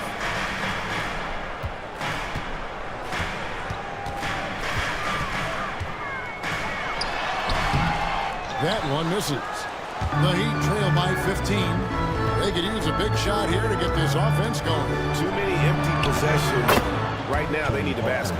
Parker can't just dominate inside. He has to rely on gracefulness and agility. Now, here's Suggs.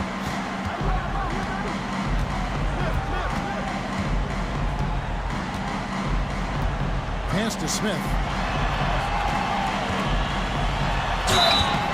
And that'll be 2 free throws coming up. Officials on the call with the foul. Making trouble inside. Smith doing all he can to force the defense into a mistake. Josh Smith, 2 shots.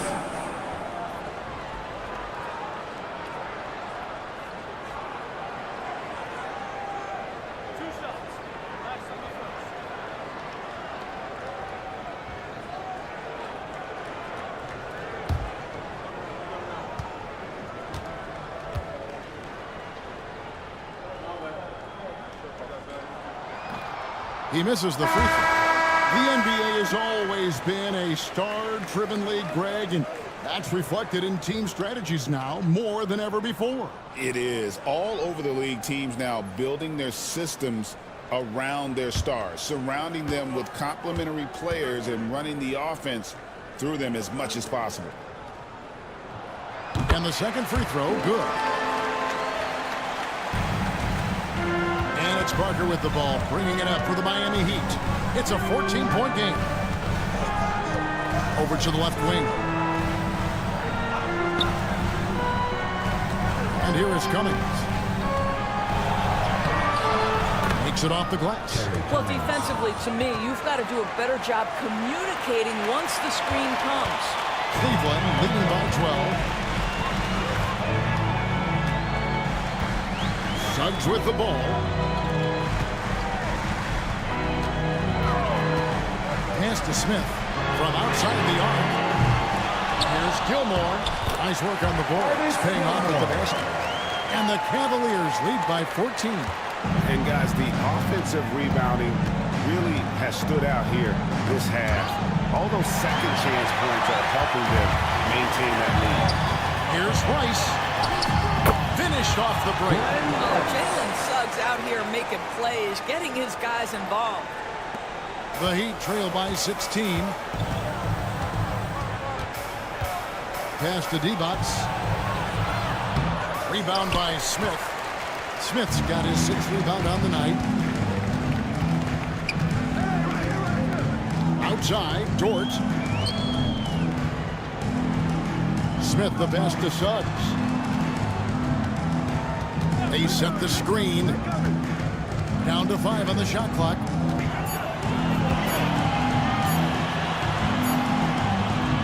Trains it as the shot clock ticks down. And defensively, they are on their heels every time the ball comes inside. Parker passes to Cummings. Stolen by Dort.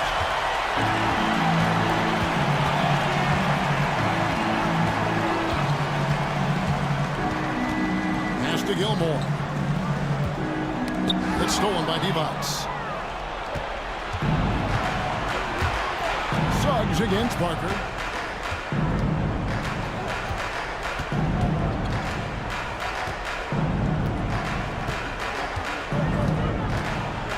A floater. Gilmore grabs the miss. Gilmore's got rebound number 12 here already in the game. Pass to Suggs. There's a good screen from the arc. And it's Miami with the rebound. Divac has got his 4th rebound in this one. Parker outside. It's blocked.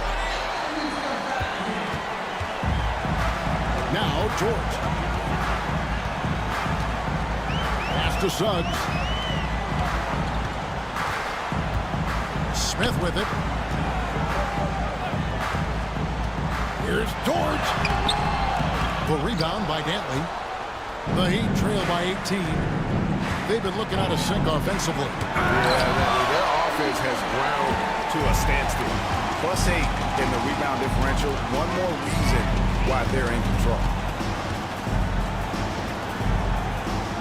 Dort against Maxwell. Dort with the bounce pass. Pass to Rice. Just 5 on the clock. Yes, that goes in. And the Cavaliers lead by 20. Just a great job by Smith, keeping his eyes down court, knowing where his teammates are. And timeout is called by Eric Spoelstra. He knows every possession is critical now.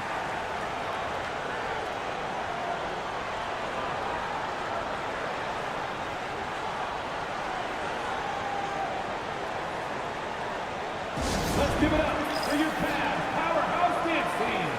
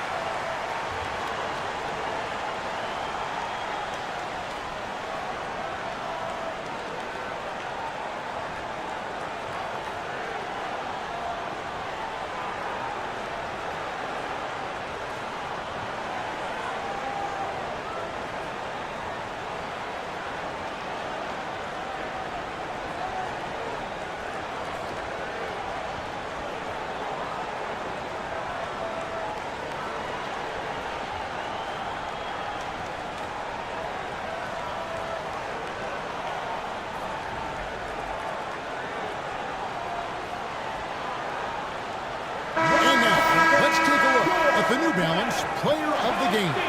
He's put on a shooting exhibition for us here tonight. He's missed a couple along the way, but it sure seems like everything's been falling for him. The only way to keep him from converting is to keep the ball out of his hand. And this is exactly what a star player is supposed to do. Coming off a loss, he made sure they weren't going to make it 2 in a row.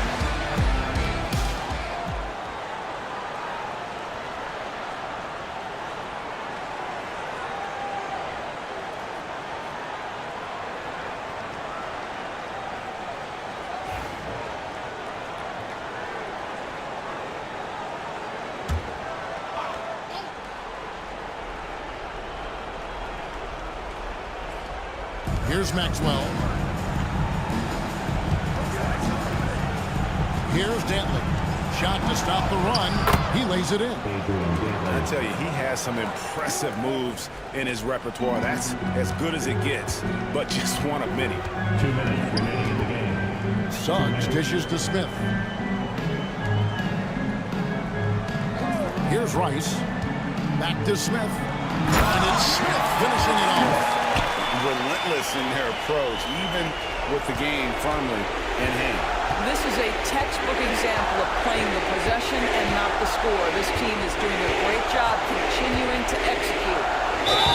They blow the whistle just as he gets it off. That's 2 points with a chance for another one at the stripe. A little artistry in the painted area, converting against the size. Some guys just relish the challenge. Find a way, and he does. Mind the lanes. Mind the lanes. 1 shot.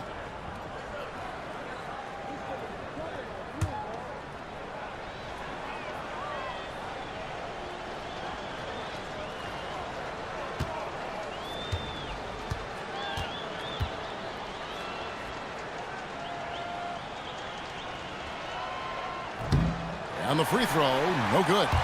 And Dantley is an impressive scorer. He's a swing man who can take over games all by himself. Rice, no good. The Heat trail by 18. And guys, what we saw here tonight is one side having everything going for them. Huge margin of victory for the Cavaliers. The blocking really turned things into their favor this time. Great timing, anticipation. They got the blocks, and that definitely changed the momentum of this game. And now, for the year, this is going to take him to 7 wins.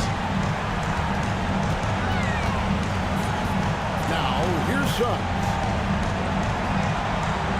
6 to shoot. There's a screen. Shot's good by Rice. And the Cavaliers lead by 21. And you can sense that these fans, these players, they are ready to celebrate. Well, for all intents and purposes, this game is over. Just a matter of time here. Here's Robinson. And that's collected by Smith. You know what? Just a little fancy on that possession there. Just go up in rhythm. Pass to Suggs. Here's Rice.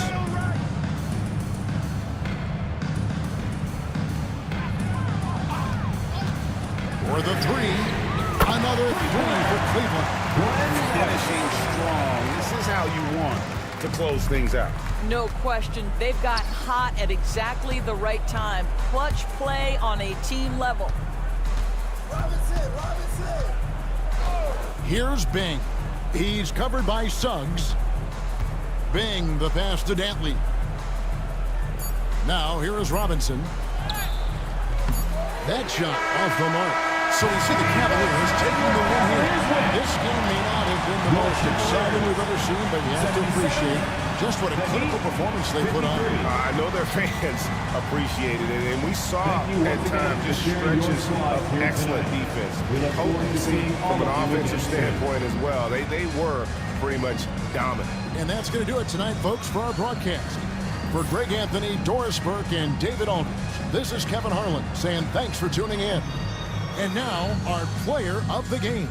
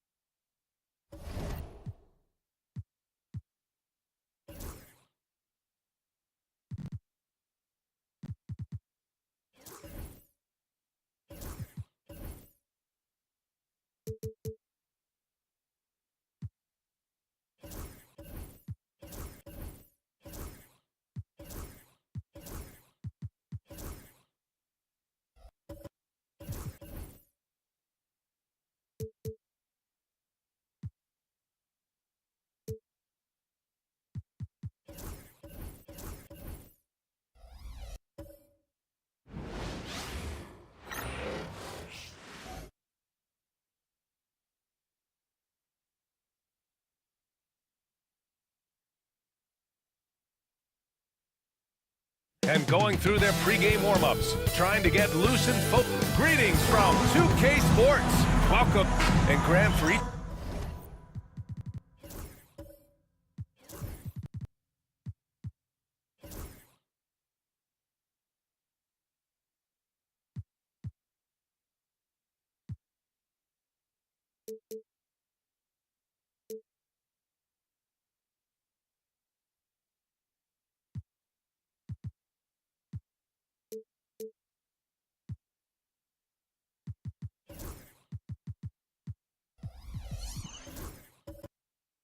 To these teams.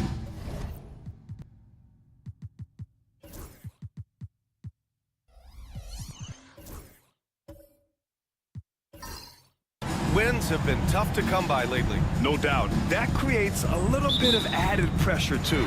So the last thing a struggling team wants to do is lose to an opponent in the same situation. And a look at the starters for Charlotte. And it's Wallace in at the 5. Back to Hardaway. And there's a pick. 6 on the shot clock. There's the block. And they get it back. Oh, that's good.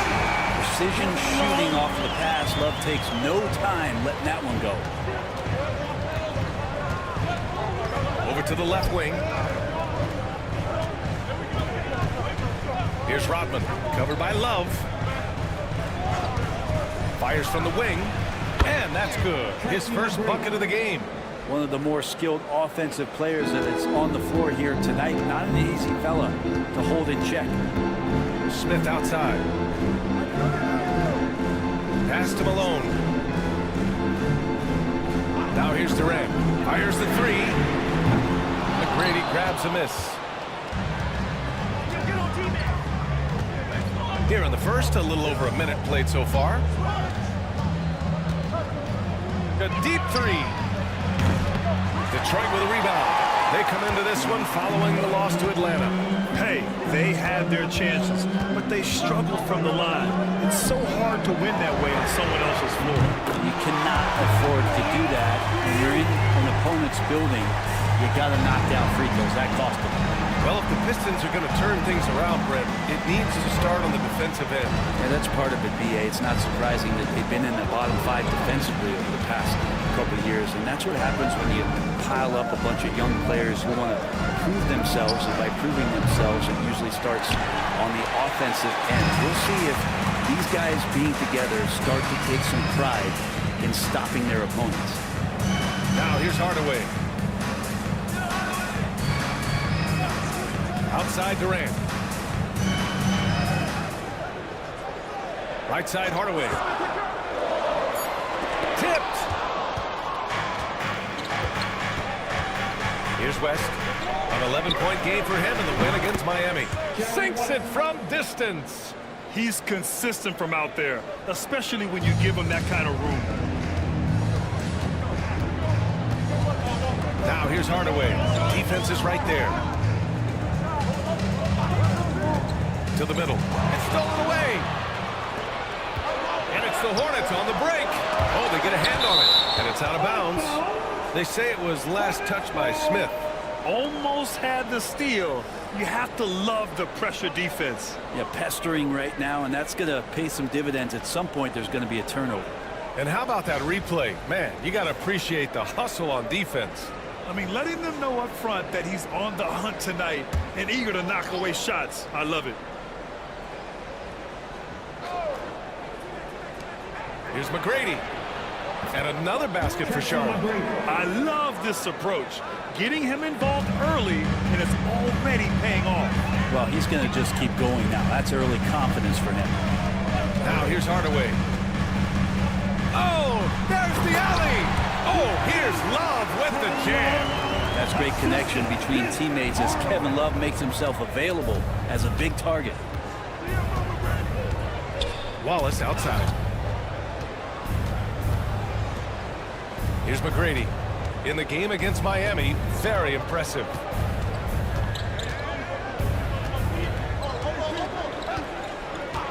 Just 5 to shoot.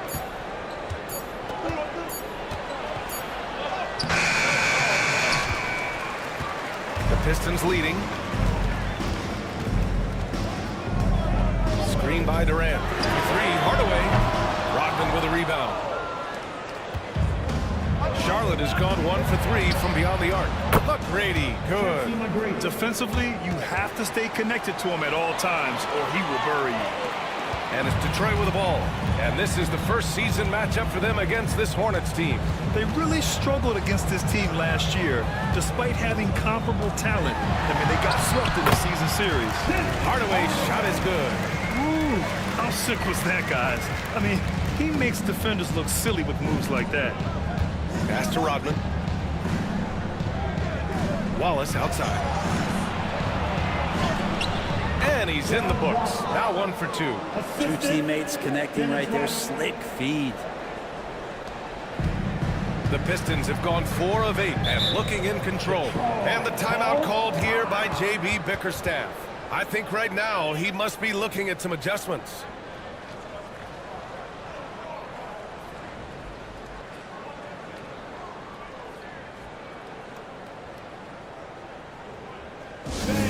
Give a big round of applause for your Pistons youth dance team.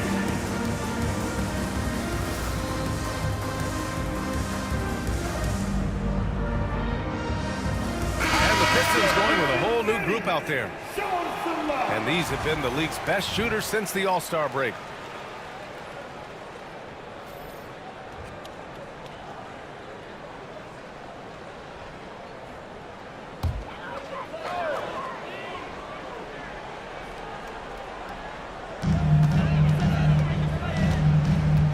Garland up top. A really disappointing game for him in that loss to Atlanta. Another game and another dunk from Andre Drummond. That's where he likes to live. And Davis has got the ball here for Charlotte. And Graham, when you look at Darius Garland, he has a very polished offensive game. Absolutely. He's great at creating for himself, but also knows when to get others involved. He can score from anywhere, and he works incredibly hard on his craft. Here's Archibald. He was another key contributor in that win against Miami. Shot clock at 6. Here's Vandeweghe. Out to the right wing. Here's the pick. Going inside. And at last, they get one to fall. Where's the rim protection? That's just too easy for him. Now Garland. No points so far. Down low. And Johnson gets it to go on the assist by Garland.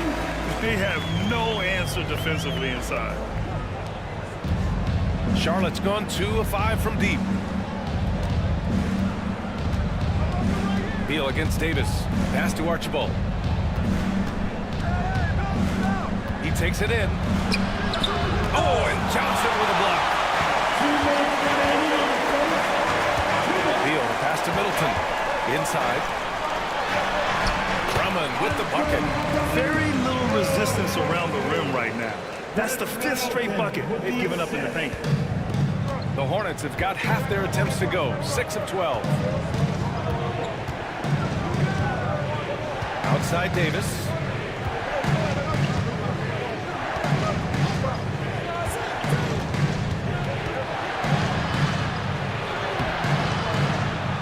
Bradley Beal with a rebound. I don't think the defense does enough out there to bother him. I think that one's all on him. Just a flat-out miss. 1:16 left to play in the first. Pass to Middleton.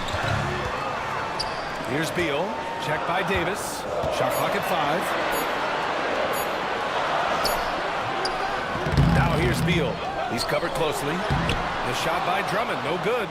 Oh, gritty defense. Protecting the rim at all costs against a guy who has all sorts of ways to finish. Here's Archibald, guarded by Garland. Archibald, pass to Brand. And the layup is good after a nice lead pass. And they may have talked about shot selection coming into this.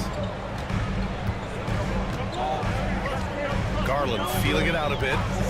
Pass to Beal. The three ball. Excellent D there from Davis. The Hornets have gone 7 of 14 and looking in control. 6 seconds separating the shot and game clocks.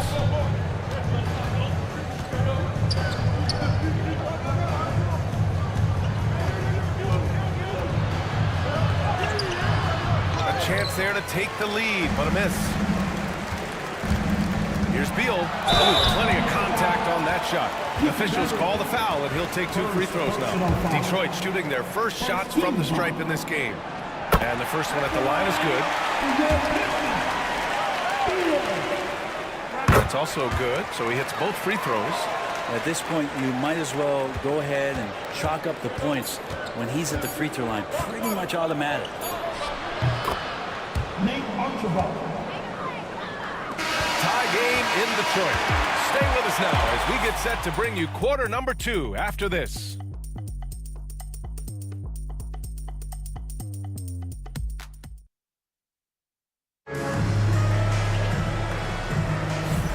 And if you're just joining us, it's been a pretty even game through the first quarter. And guys, what's your take on the Pistons so far? Well, there's no reason to take risky shots when you can collect points at the rim. Yeah, that worked wonders for them in the quarter. We'll see what kind of adjustments get made. And in recent seasons, Grant, almost no team's been hit by the injury bug as much as the Hornets. Yeah, B.A. I mean, you wonder what they could have done if they'd stayed healthy. They built the team around key players, and those guys have just missed early on time. We've got Smith, also Kevin Love out there, and it's Hardaway, minute to 2. That's the group for Detroit starting the second. They're finding ways to get the ball into the paint. 5 consecutive buckets. Pass to Rodman.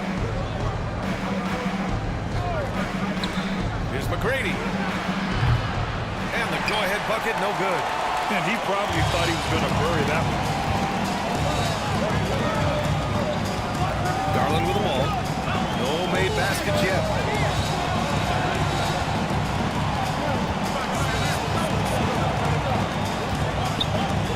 Down to 5 on the shot clock. Here's Love. And the basket's good. Off the assist from Garland. Now it's a 4-point Detroit lead.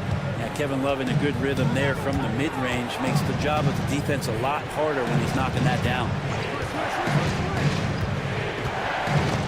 Knocked away. It's stolen by Love. The Pistons shooting has been excellent so far, around 56%.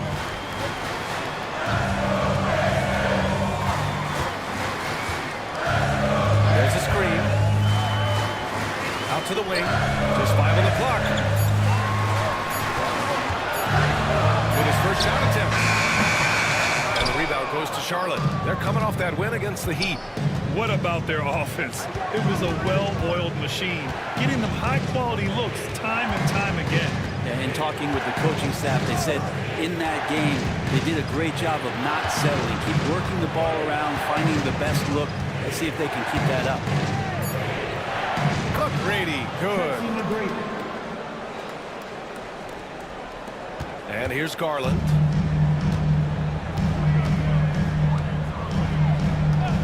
From behind the arc.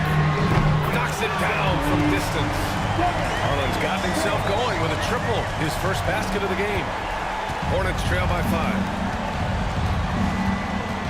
And we've got a timeout called by Charles Lee. Coach wants to speak to his guys, maybe alter some of the gameplay.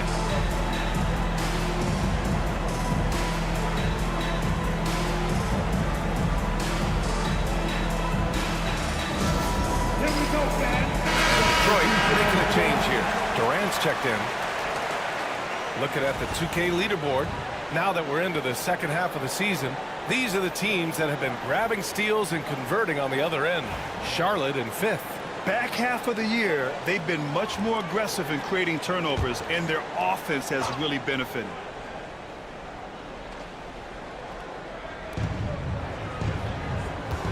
Pass to McGrady. They set the screen. The three is up.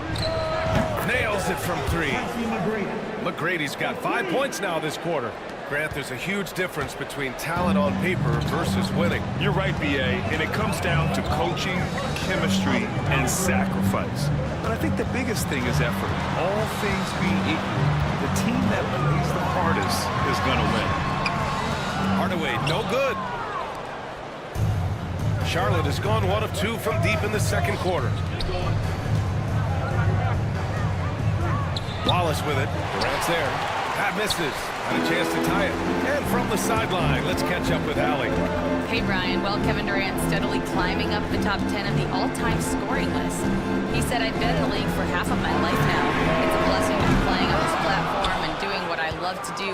I just want to continue to keep putting in good work and keep adding to what I already did. One of the greats, Allie. Thank you. Now here's Wallace. Pass to West. Fires for three. Got a hand on it. Out of bounds as Charlotte keeps possession. Charlotte basketball. Number 18, Cedric Ilgauskas, out to Grant.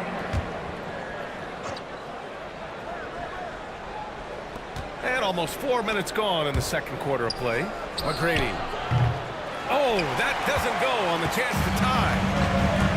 Detroit has got 3 of their 7 threes to find the net in this matchup. And Malone gets it to go. Malone's got his second basket on the night. That's been typical of their performance today. They're sharing the ball and creating good shots. Here's West, defended by Hardaway. Pass to McGrady. Clock at 6. Puts up a 3. Love grabs the miss. Love's got rebound number 5 here tonight. Here's Smith. And he'll draw the foul. He'll head to the line for 2. Hey, if you can't block it, sending him to the line can be the next best thing.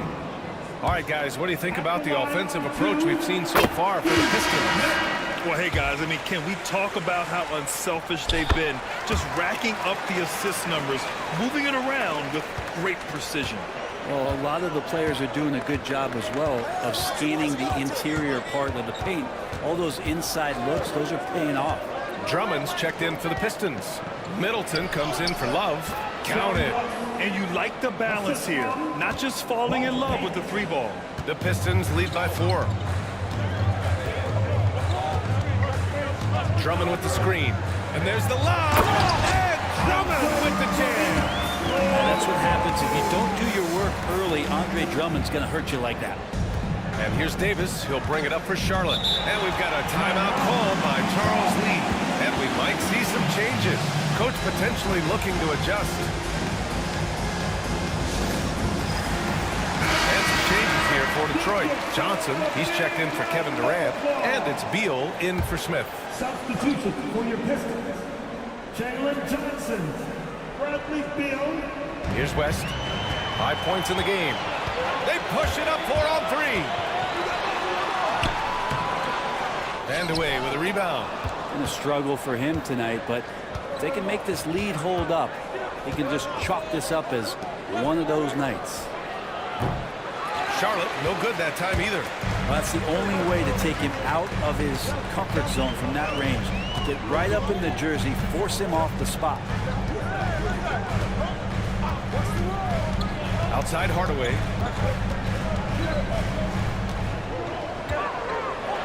Pass to Johnson. Clock at 4. Beal from outside. Drills it from deep. Beal's got 5 now. And this has been the story for them so far. They've been lights out from range, particularly in this quarter.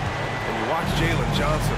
His athleticism, man, it's unique. Pretty unique at his size, right? He just glides around the court. He's got great speed when they play in transition and can get above the rim. So this guy, a bit of a matchup nightmare, especially when he gets his confidence. It's stolen by Johnson. Beal outside. Here's the floater. Oh, and the dunk by Drummond. And how about Drummond trying to score some extra points with the style on that dunk? Ooh, a great look there. Brought to you by the AT&T 5G Slam Cam. Pass to West.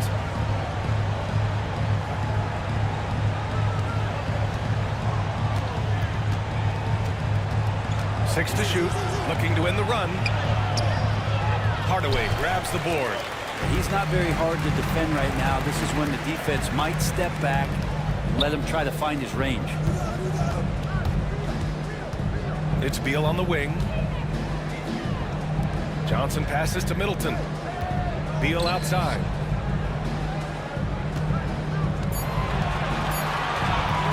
Launches a three. Here's Drummond.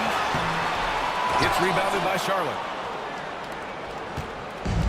54 seconds left to play in the first half.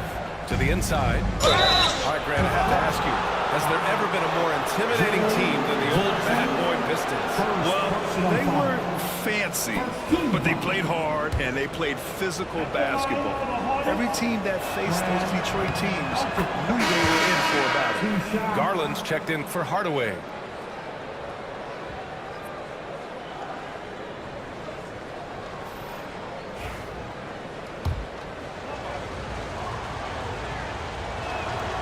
So he gets them both. Now here's Garland.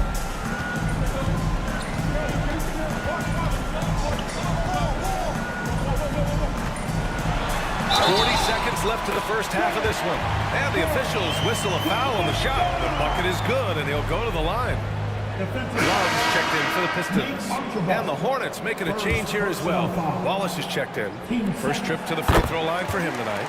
That's good from Garland. Getting to the line more since his career has gone on. Garland, a deployable free throw shooter. Here's Archibald, guarded by Garland. Laid it in with a nice touch off the window. Archibald's got his second basket of the night. Now, I don't know if you would consider this, but he's got such a nice touch around the rim. Maybe you foul him there?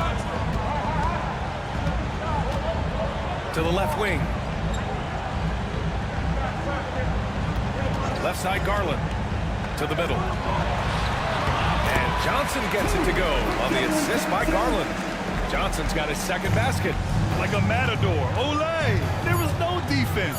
That has to be one of the easier shots I've seen tonight. Yeah, feels like Christmas right now, just gift wrapping points. And so it's the Detroit Pistons earning this break in the action, up 10. And it's all due to their ability to own the paint. They've been dominant down low. We'll be back in a moment.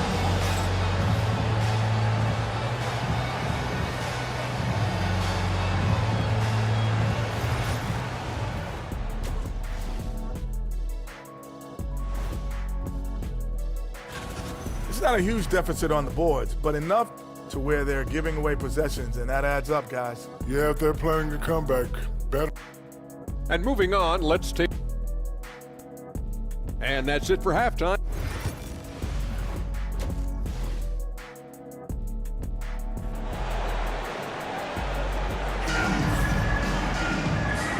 And we've got third quarter basketball here. 2 quarters in the books.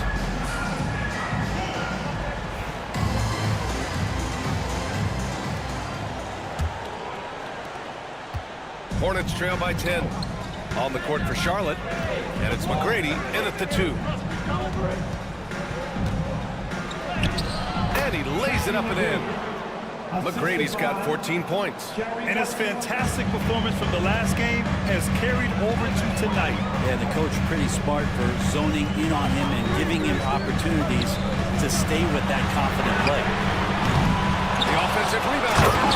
And he's battling for everything, doing all he can to help extend their lead.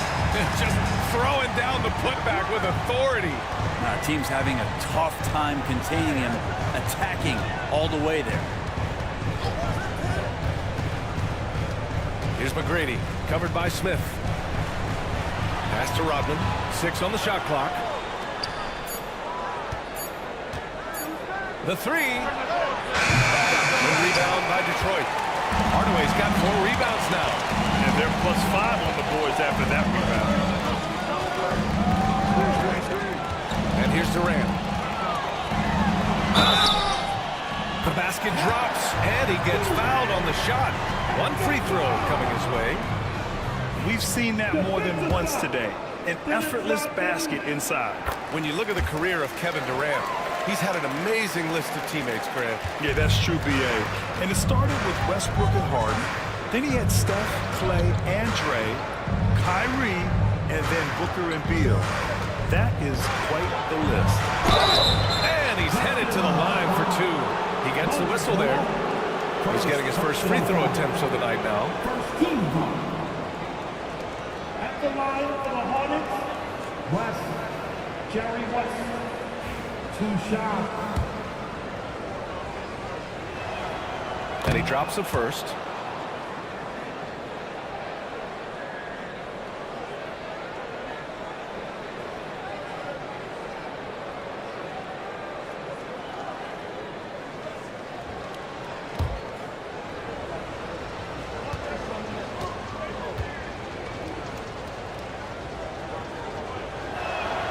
Both good from the line that time. Right around a minute and a half played in the third quarter.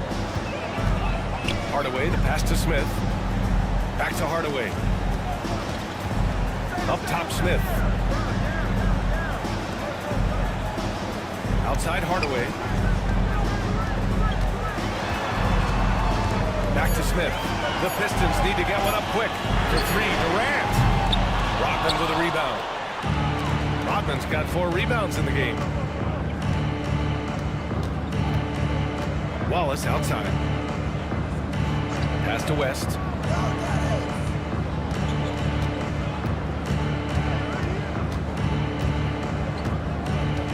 There's a screen. Takes a 3. Here's Rodman. Ooh, and he took a hard foul on the shot. So he'll head to the line to shoot a pair.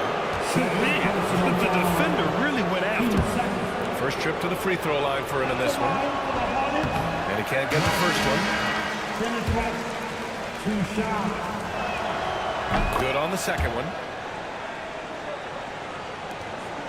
The Pistons lead by 10. Outside Hardaway. Outside Durant.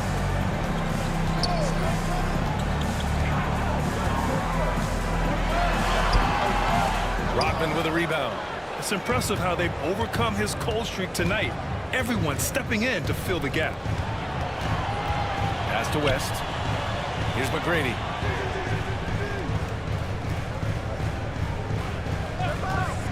Launches it from deep. Hardaway grabs the board. Hardaway's got 5 rebounds in the game. The third quarter has not started well, just 1 of 4. Malone, pass to Smith. For 3, Durant. And there's Durant. That one's good. On the assist by Smith. Smith's got 4 assists now tonight. Hornets trail by 13. And it's Charles Lee calling timeout here. We might see him looking to make some tweaks to the strategy here. Oh my, their coach does not look happy, and I can guess why. Their interior defense has been struggling. No, they're not preventing them from scoring, and if you can get to a high-efficiency shot on the floor, and that's the paint, you just keep going. All right, we look at our 2K leaderboard for assist. Numbers from the past month of play.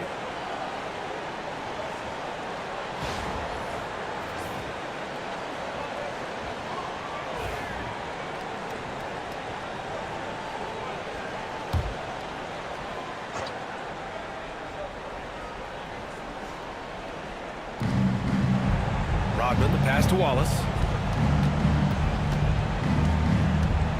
Here's McGrady. 14 points for him. And a foul called on the way up. So he'll take 2 from the free throw line. The officials were right on top of that one. Charlotte shooting their 7th and 8th free throw attempts of the game.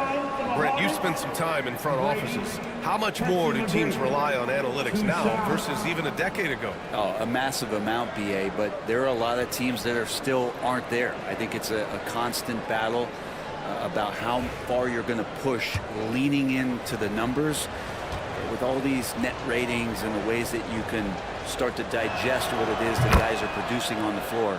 Teams are getting smarter and smarter. The Pistons lead by 11. Outside Durant. Pass to Love.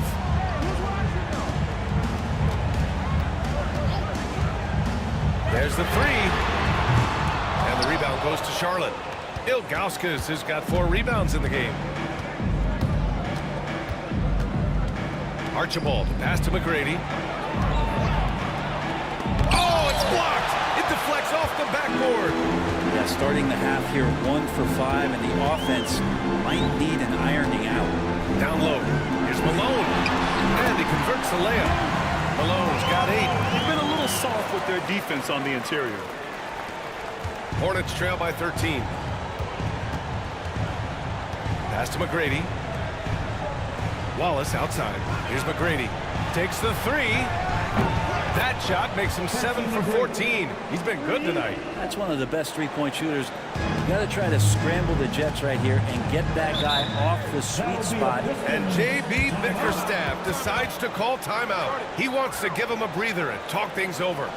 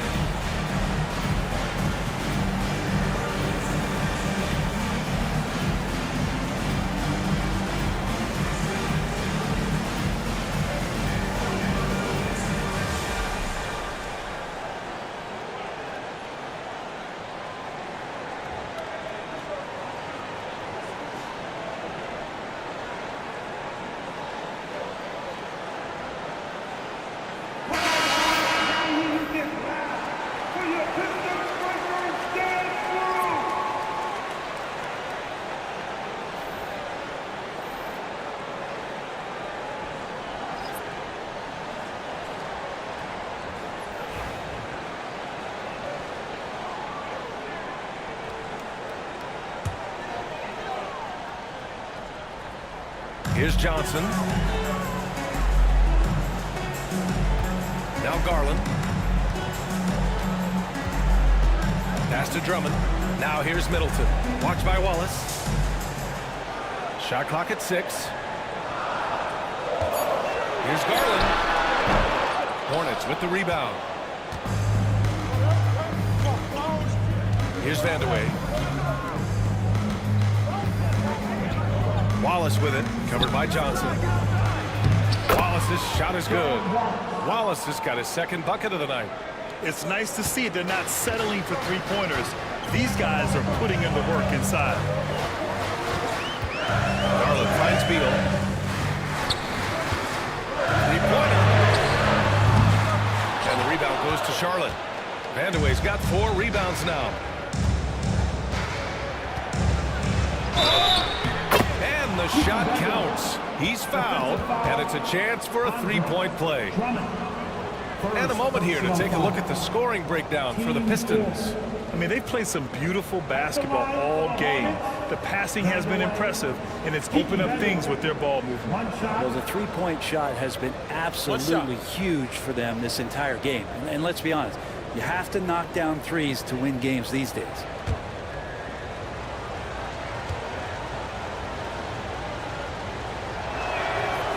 Staring at this deficit, they're trying to be more aggressive and get themselves to the line. Now here's Garland, tightly guarded. Middleton outside, from outside the arc. Davis for the rebound. And even though he couldn't send the shot back at him, he certainly altered it. Yeah, that's the kind of energy that you want to see on every possession throughout the game. Beal against Davis. Beal, the pass to Drummond.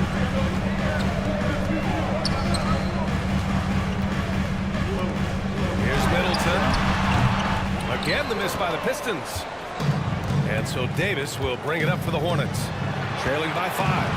And as Chris Middleton has gotten older, Brent, he's had to battle a number of injuries. No doubt this is what happens to an aging player. And for Middleton, they seem to just be compounding. The tough thing for the squad that he plays with is just how reliable and important he's been in the biggest moments. So he gives them confidence. He needs to find it back in his own body. 2 shots. Take a break. Take a break. 2 shots.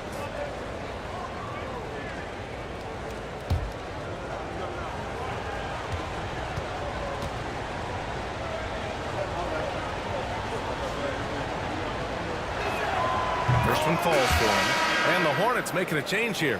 Wallace is checked in.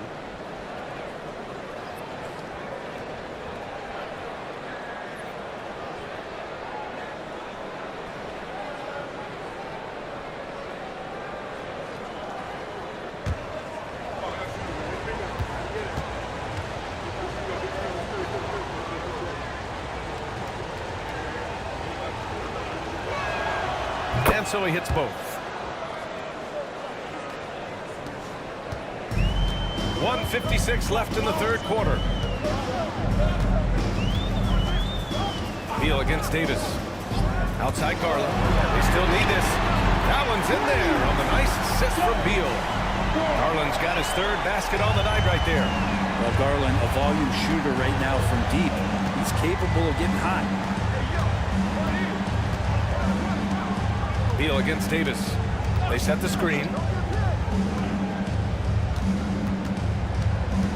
Clock at 6. Shoots over Beal. Davis misses. Well, mid-range is where he makes the money. So when the D's slow to get out on him, always surprising to see him miss from there. Now that's a textbook alley-oop. I thought he'd go for the slam, but that worked. 1:06 left in the third.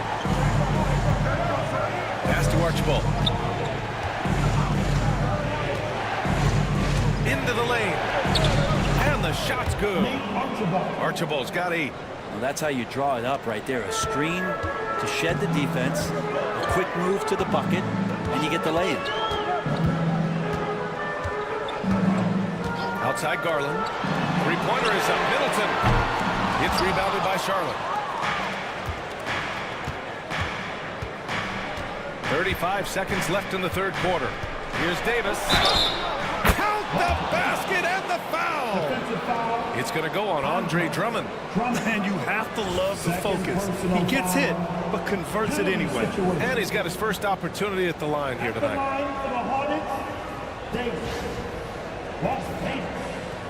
One shot.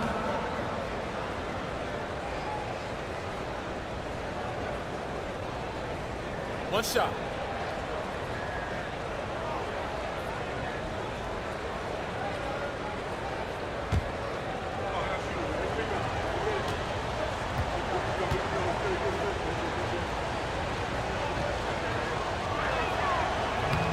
And the free throw, no good.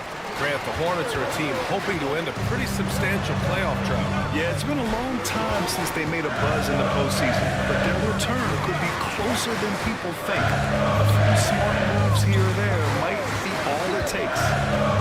Here's Beal. And he got the whistle on the way up, so he'll be headed to the line for a pair. One thing Bradley Beal does so well with his craft is he'll probe the defense. He's very patient. He's looking for weaknesses. And typically, he'll find one. On the night, he's 2 for 2 at the stripe.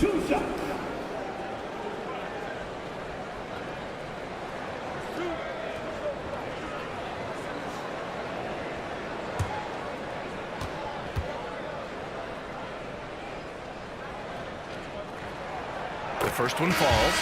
Bradley Beal has been one of the most consistent scorers in the game year after year. He is an offensive machine.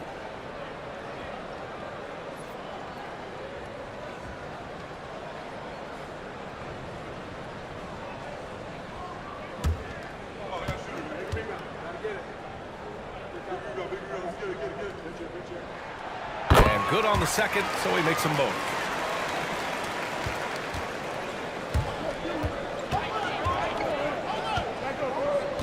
Here's Archibald, guarded by Garland. Archibald, the pass to Wallace, with one on the clock. Blocked! And that'll do it for the third quarter. Detroit on top, up by 6. And we're coming back in just a moment. Get ready for the fourth quarter when we return.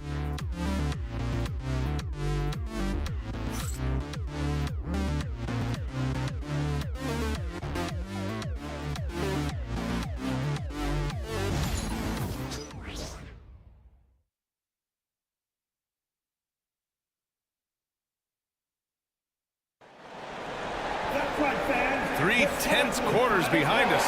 One more to go. Thanks for being with us as we get ready for the fourth. Here's Garland. We've got Smith. Kevin Durant is out there with Kevin Love.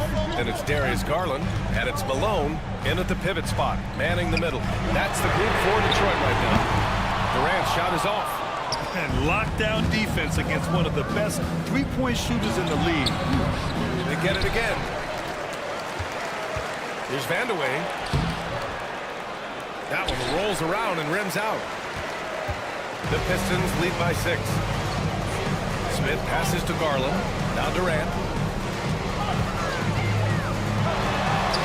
Here's Malone. And that comes off the assist by Durant. Kevin Durant showing off that within this offensive scheme, he has the ability to set up his teammates. Hornets trail by 8. Pass to Rodman. Here's Vandeweghe, guarded by Durant. There's the drive, and he makes no mistake. Slam dunk. Oh, come on, B.A. I mean, where's the defense? That's just too easy. Yeah, they got to do a much better job in help. Yeah, we see this all too often. The team gets a huge lead, and then their guard gets let down. Here's Love.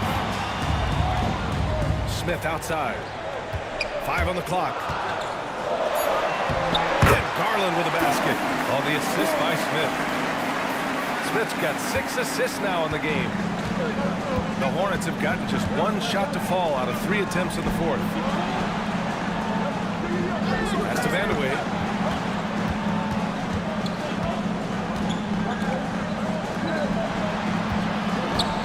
Here's Wallace.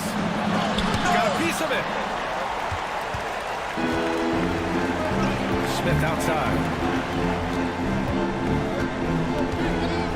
Moving along. 2 minutes gone in the fourth. Outside Love. Here's Malone. Rodman with a rebound. Rodman's got 7 rebounds in the game. Pass to West. Wallace with it.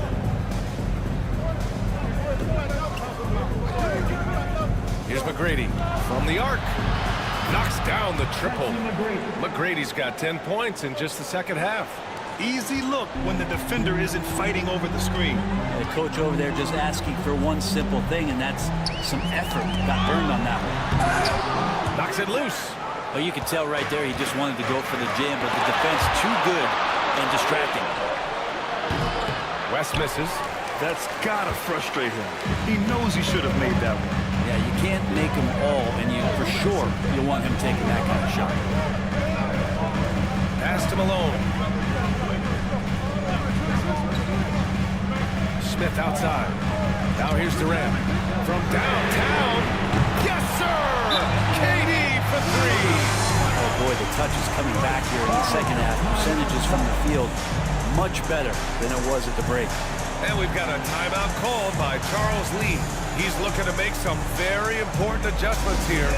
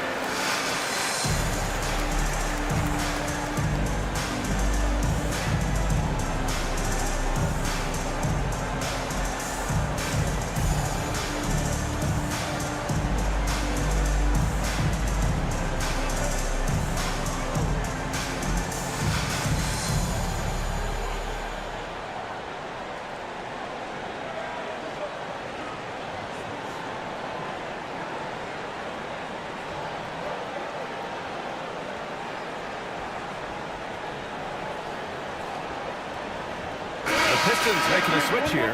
Hardaway's checked in. Wallace, he's checked in for Charlotte. Time now to hear from our reporter, Allie LaForce. Over that last break, I got a chance to hear what Charles Lee said to the team.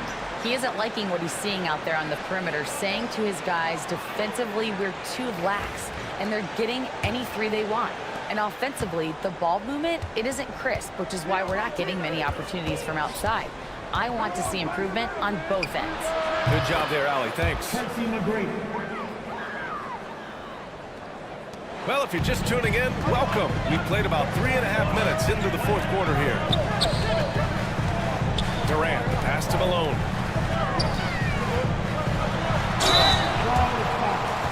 Ben Wallace, second personal foul, first team foul. At the line for your Pistons, Moses Malone. 2 shots.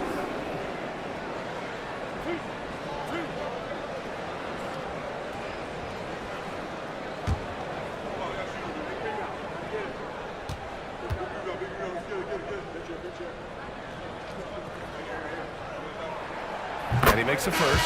And really strong at the line since the break.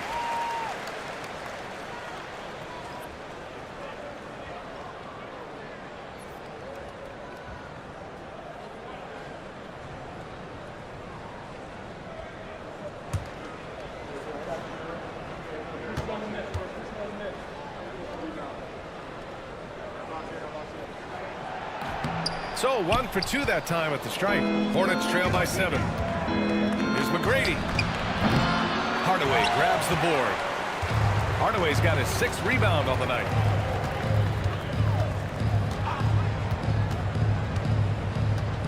To the paint. Oh, they pick off the pass. Here's McGrady, covered by Smith.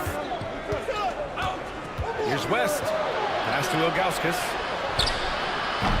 Ooh, Durant with some nice D. And so Durant will bring it up for the Pistons. They've allowed just 7 points here in the fourth. Oh, a nice one-handed slam right there. Oh, nice one-handed jam, NBA. Hey, little exclamation point. Here's Rodman. Here's McGrady, covered by Smith. Inside, here's Wallace. And he takes it in for the layup off a very nice feed. Yeah, so reliable. He clearly needs to be more involved in the offense as they try to shrink this lead. Pass to Durant.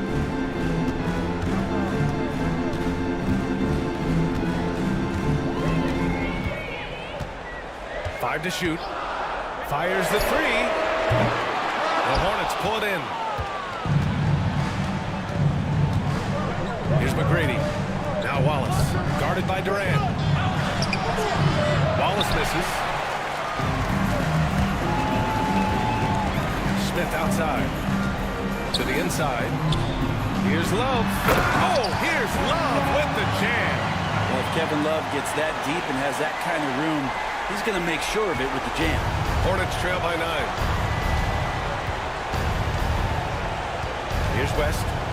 Wallace outside. This one for 3. The rebound by Malone.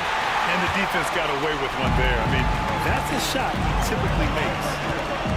Hardaway finds Durant. Back to Hardaway. Pass to Love. Here's Malone. And here's Hardaway.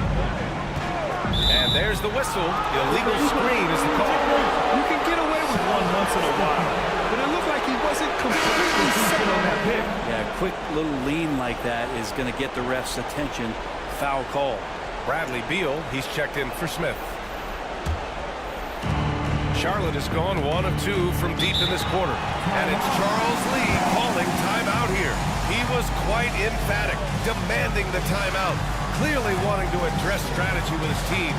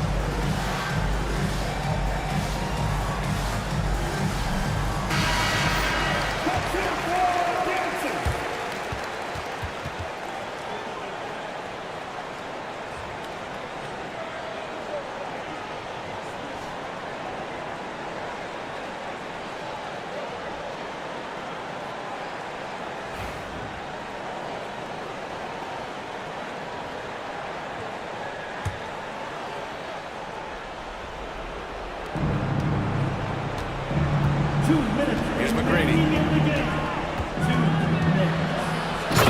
Power down with both hands. His arrow's been trending up as of late, and he's been magnificent tonight. And J.B. Bickerstaff decides to call timeout. He wants to make sure they're purposeful with the game plan.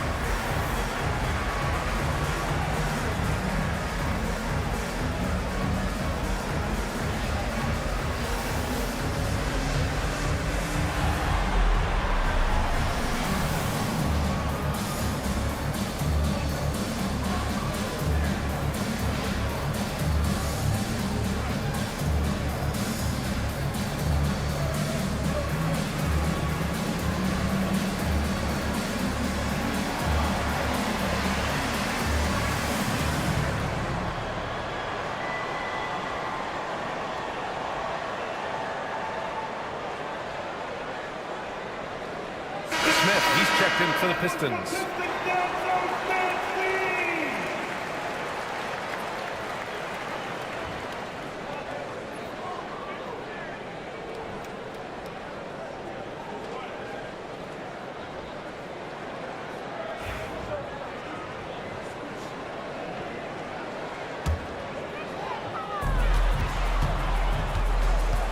Durant, pass to Hardaway.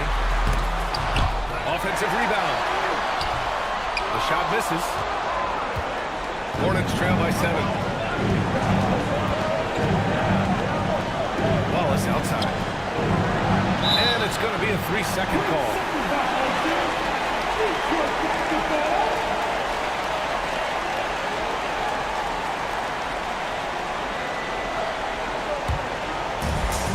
The Pistons have gone 5 of 11 so far in the fourth.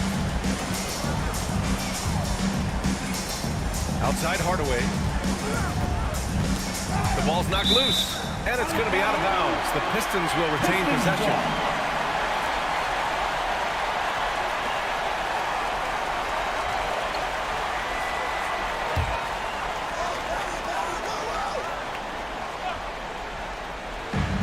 We've got 1:28 left to play in the fourth quarter. And play stops. A whistle there on what looks like an illegal screen. You're not going to fool the officials too often on an illegal screen. Yeah, everybody saw that one. That was pretty blatant there. Hornets trail by 7.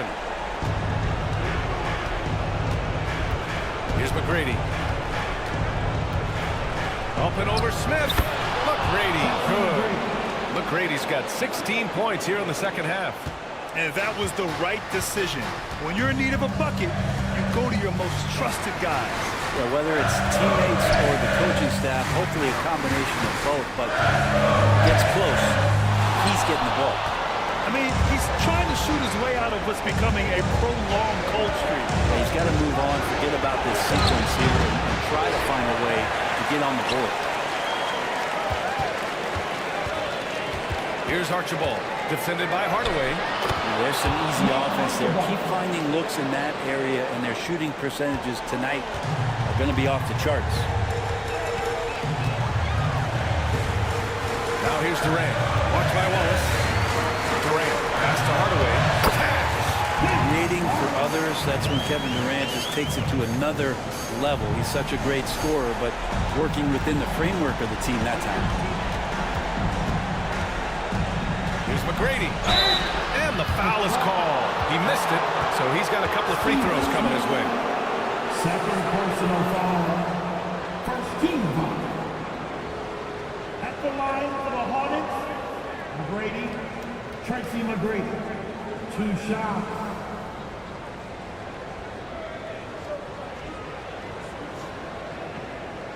shooting 2.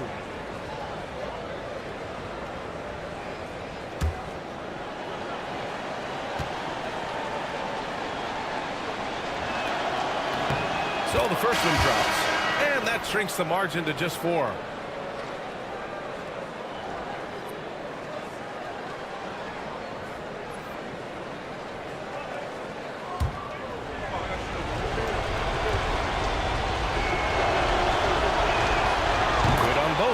Yeah, just a fruitful trip to the line. He's made this a one-possession game. 24 seconds left to play in the fourth, and they go to the intentional foul.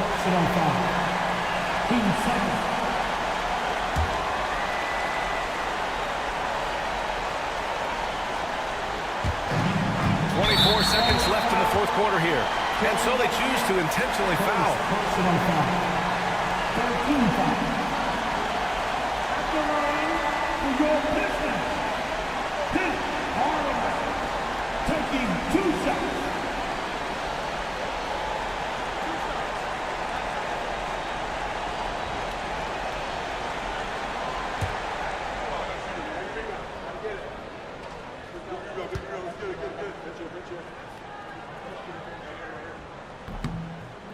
And that hurts as he doesn't get the first one to fall.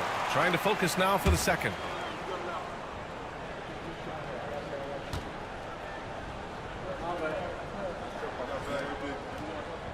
And the second and 2 is good.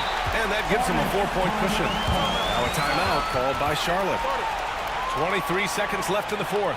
From a coaching perspective, what are the keys to focus on here?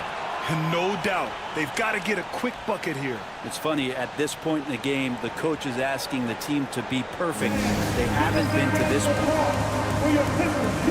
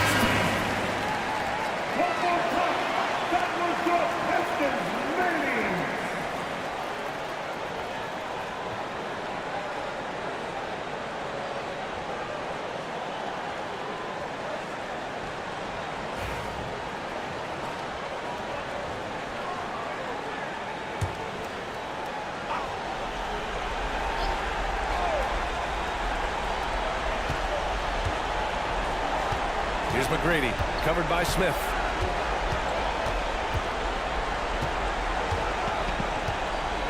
They set the pick. Here's McGrady. Charlotte again missing. And now they foul and stop the clock. And a smart choice right there. I mean, you can't allow them to just drain the clock. At the line for 2, Steve Smith.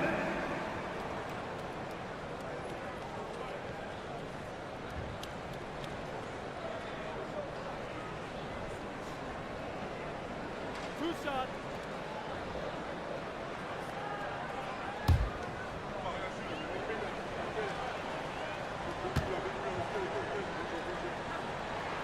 Good on the first, and that puts him up 5.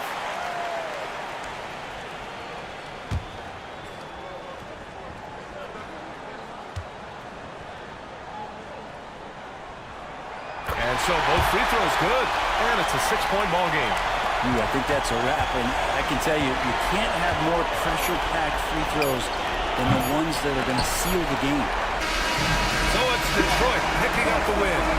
Boy, a hard-fought game. They did a great job of holding on to the lead at the end.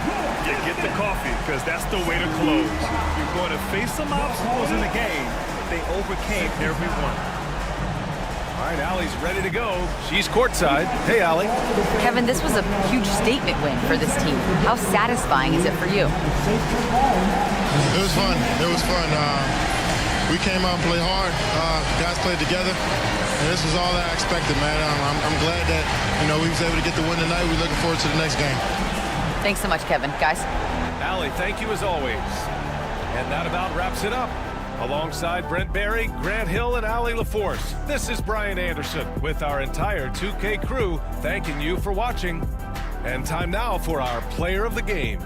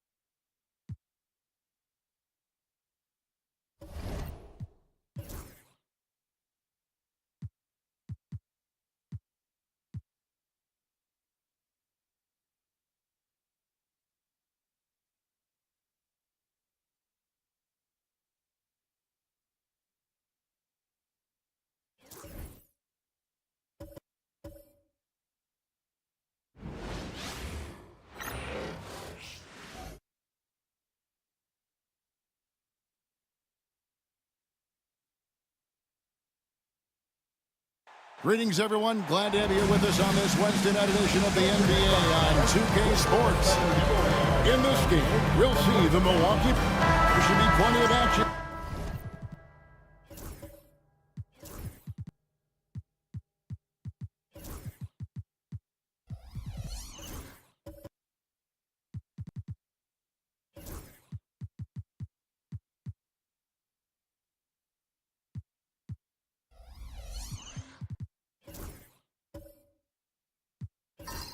Down in the painted area tonight, Greg, with the big man matchup in this one. Here we go.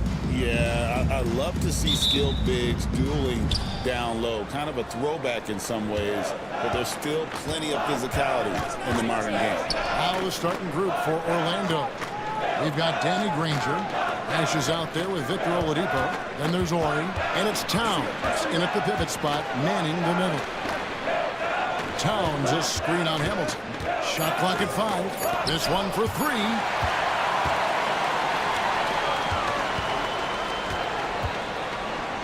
Driving the lane.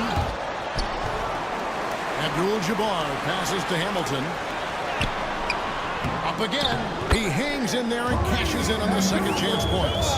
You know we talk about it all the time, guys. Those second chance buckets, always the result of that extra effort.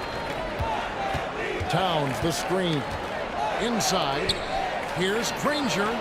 Good, and the assist goes to Nash. Well, that's a smart play. Taking advantage of the mismatch in close. And let's head over to the sideline and catch up with David Aldridge. Hey, Kevin, I was able to talk with Doc Rivers a few minutes ago, and they're focused on limiting one of the best shooting bigs ever in Karl-Anthony Towns. Now, Coach said earlier, Towns is a machine on the offensive end. They'll try to make Cat into a passer and get the ball out of his hands. We'll see if they can accomplish that. Kevin? Thanks so much, David. Working his way from scout to head coach, Jamal Mosley is a longtime assistant under Rick Carlisle. He has paid his dues, Coach. Yeah, and Kevin, I really admire the guys that put in the time, as you say, pay their dues, and get themselves ready for when they get the opportunity. There's a lot of outstanding younger coaches in this league, and Jamal Mosley's as good as any of them. Yep, I would agree. Now, Greg, it took 40 years, but the Bucks finally won their second NBA title back in 2021. Yeah, Kareem leading that 71 squad. Giannis was the man in 2021, averaging 35 and 13 during the finals, closing out the Suns with that 50-piece in Game 6. Yeah, his athleticism more than makes up for his lack of size. Allows him to compete even against bigger guys. Pass to Towns. He doesn't hit that one. Good defense by Abdul-Jabbar. Nash against Scott. Now here is Abdul-Jabbar. And Kareem throws it down. And not much you can do defensively once Kareem gets the ball in that close. Too much height, too much talent. Timeout. And Jamal Mosley has called timeout. He wants a minute here to get things straightened out with his team.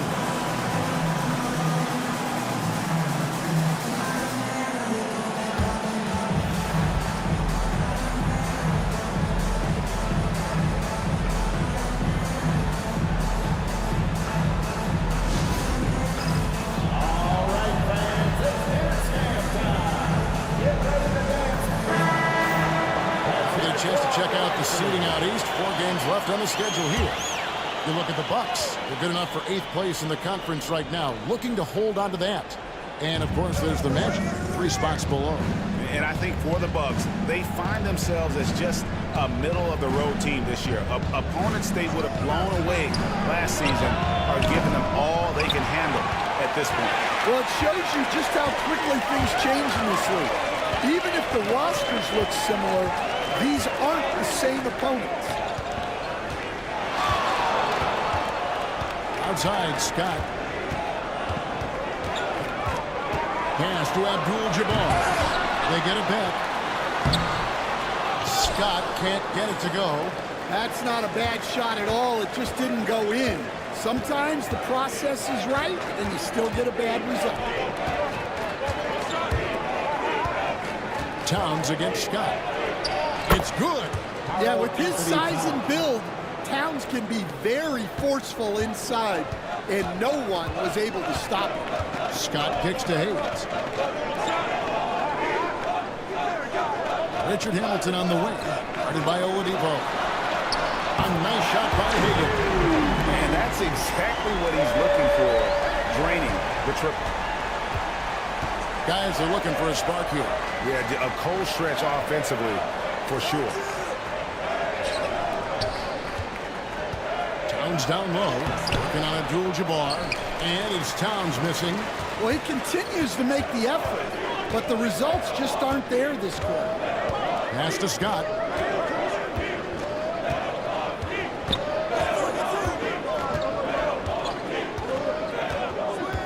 Here's Hagan. Ranger covering. Hagan can't hit. And close to making the defense pay for the lax coverage that time. And Oladipo kicks it over to Nash. Back to Oladipo. Now in the scoring column with that bucket. 1 for 2 this game. Nimble play there from Oladipo in the paint, navigating around the defense and getting that one to go. Now Hamilton. Still scoreless. Connects from three-point range. Yeah, he makes it look so out there. The game comes naturally to him. And Jamal Mosley has called timeout. He's going to have a discussion here on the sideline.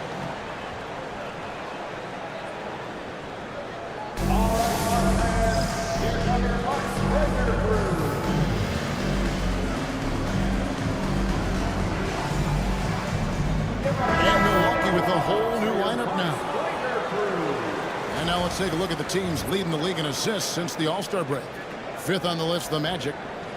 Clearly, this group's on the same page offensively, and the chemistry continues to improve as well. The assist totals off the charts. The Magic trail by 4. Irving surveying the floor. Out to Battier. It's up a 3. Rebound, Milwaukee. This, of course, their first opportunity to play Orlando this season. And we saw how competitive and entertaining the season series was between these two terrific teams last year. Yeah, they split their series last year. Both sides have loads of talent. It should be an entertaining meeting again. Milwaukee leading by 4. Here's more. It's stolen. Moving against Moore. The 11-footer. And it's off the back rim. No good. And they've come out with a take-no-prisoners approach on the glass here tonight, guys. And that one, good. And a nice job here early of establishing an inside presence. Outside Irving.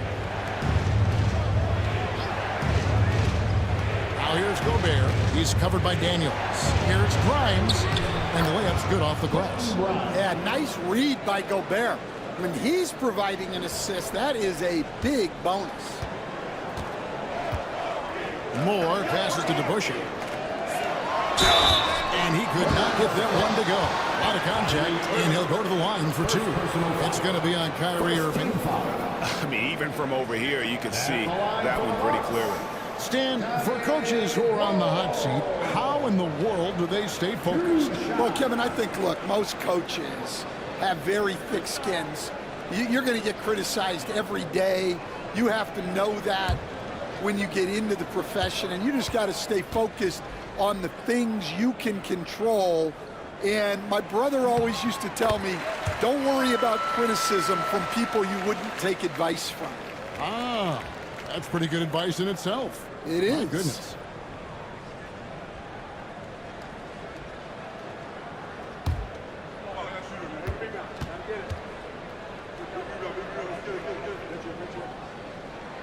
And so Moore nails both of them.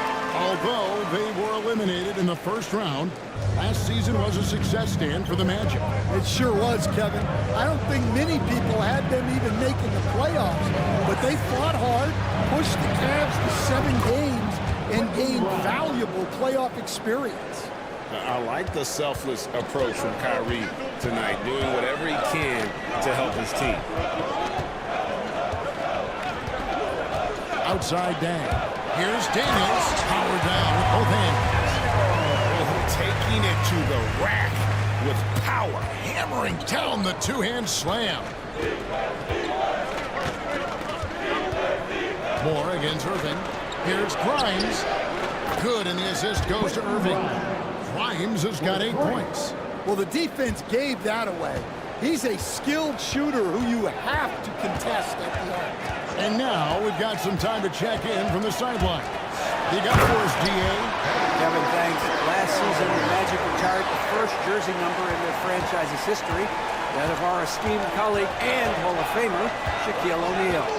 Orlando's #1 pick back in 1992, Shaq went on to lead them to their first NBA Finals appearance in 1995. The honor is well-deserved, Kevin. Yep, he's our teammate, isn't he, David? We love him as a guy, and we love him as a player. It's some room on the way in, and the bucket's good. Now it's a 6-point Bucks lead. Irving passes to Gobert. Here's Grimes. Outside Irving. Oh boy, a lot of contact there, but he gets the call and will shoot 2. So hard to contain. Irving enjoys putting the D on their heels and drawing fouls. For Orlando, they have had 2 chances at the line already, making them both. Shoot 2.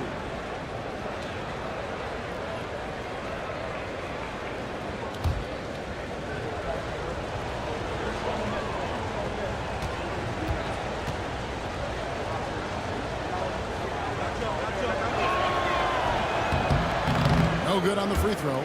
And Irving is one of the most gifted players we've ever seen. I mean, who still continues to play at a high level.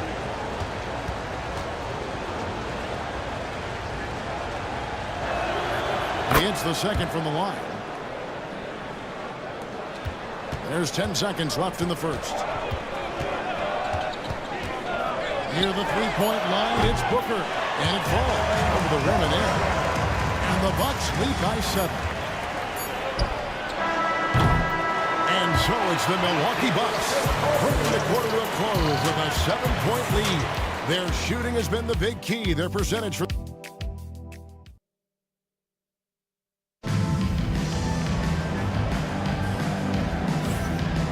for those of you just tuning in, the second quarter of action is where we're at right now. All right, we'll take a look now at how the points have been generated so far. A scoring breakdown for Milwaukee. Well, the way they've been attacking inside is phenomenal. Consistently getting high percentage looks, and that's what great offenses are all about.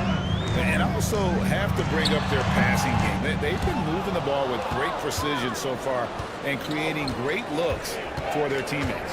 This is how the floor looks for the Magic starting the second. Karl Anthony Towns is out there with Danny Granger.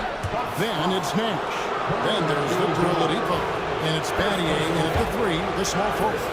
Well, when your big can contribute from the line like Towns, you got to like your chances.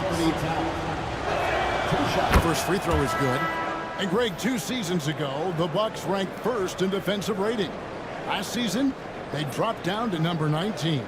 Yeah, shifting defensive schemes, coaching changes, also swapping Drew Holiday for Damian Lillard. But they can and should be better than 19. Hamilton's checked in for the Bucks.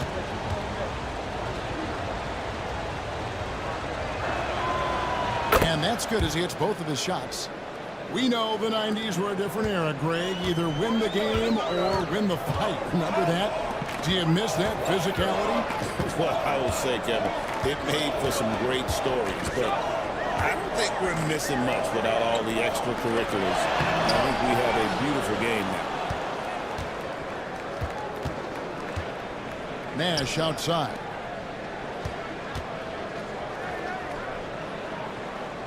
Granger outside. Off target from outside. And I thought that was going to drop. It looked good from here. Here's Hagan. He's guarded by Battier.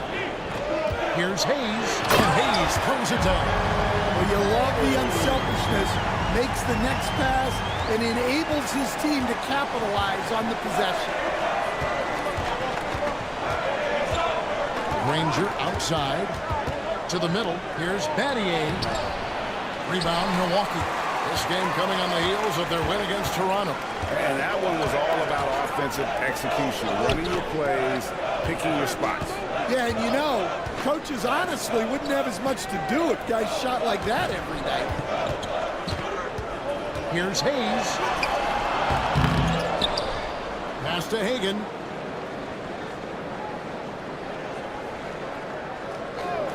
Scott with the ball.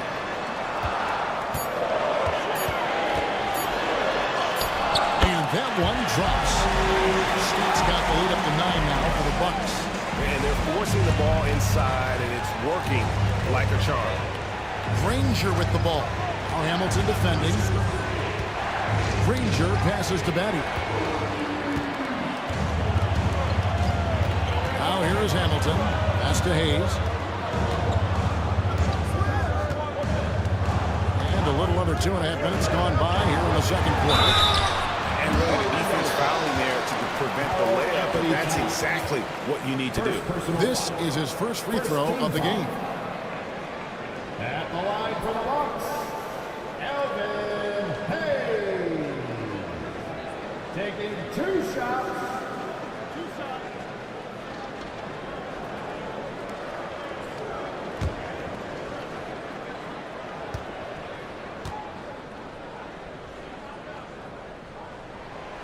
And he can't get the first one. And landing zone fouls have been a part of the rule book for some time now, Coach. It's changed how shooters shoot. No question, Kevin, and it's a good thing, I think.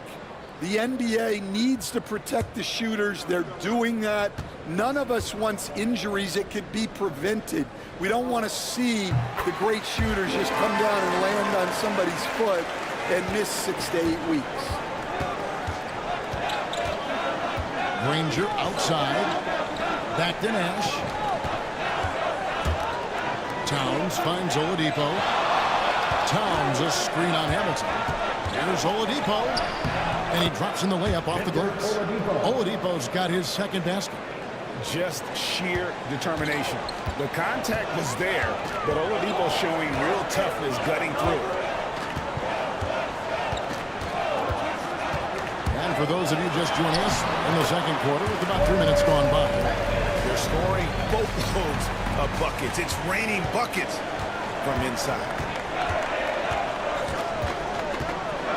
Nash outside. Rebound by Kareem Abdul-Jabbar. And with the success they've had rebounding the basketball, they're right where you'd expect them to be, firmly in the driver's seat. That's just a great pass. Excellent vision to see the open spot in the defense and lead him to the score. And we've got a timeout called by Jamal Mosley. He wants to check in with his team and regroup. You know what time it is, Bucks fans. Give it up for your forward crew.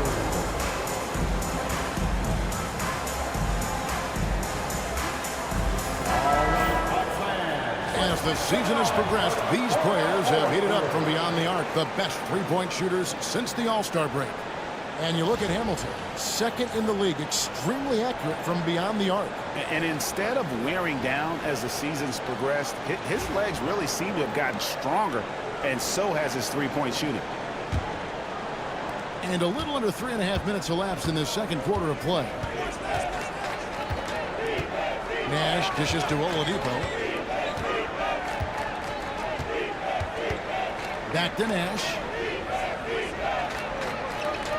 Towns, a screen on Scott. Lock at 6. Nash. The rebound by Hagan.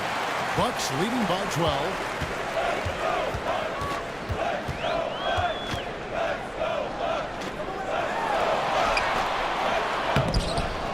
They grab their own miss. And Granger with the block. They get it back. Here's Hagan. 11-point game his last outing. Count it. Hagan's got 7 points in the game. I love that they're continuing to attack despite being up big. Yeah, they're being absolutely relentless, building this lead in every way possible. No problems knocking that one down. Ranger. He has 5. And very few guys can move the ball like Nash. He knows where his shooters are at all times and makes feeding them look easy. Here's Scott. That's in. He's got 2 made now, and he's shooting 2 for 3. Well, if it ain't broke, don't fix it. They keep getting it in the paint and continue to score consistently. Towns sets the pick for Granger. Back to Towns, and Towns throws it down. I like that. Towns attacking the rim with intent. And we've got a timeout called by Doc Rivers. This will give him a chance to discuss some potential alterations.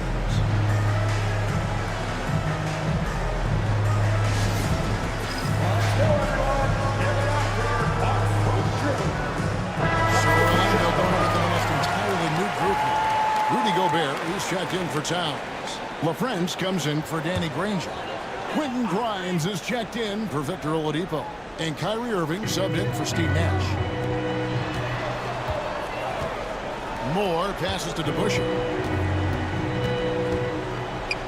Back to Moore. Here's the pick. Pass to Daniels. For Gobert. Daniels, no good. And so it's Irving with it, bringing it up for the Orlando Magic. They trail by 11. Well, Coach Van Gundy, you spent a number of seasons with the Orlando Magic franchise. And looking back at that time, what stands out? Well, Kevin, what stands out for most coaches and jobs, we actually won a lot there, and the winning stands out. I coached a great group of players, inherited not only talent, but guys of high character. It was winning, and it was fun. You did a lot of winning down there. We did. Moore outside. And he lobs it up toward the rim. Gobert with the block. Well, you have to be aware of Gobert on the floor. He's got a few Defensive Player of the Year trophies. A sensational block that definitely deserves another look. And guys, that block could really help change the momentum of this game.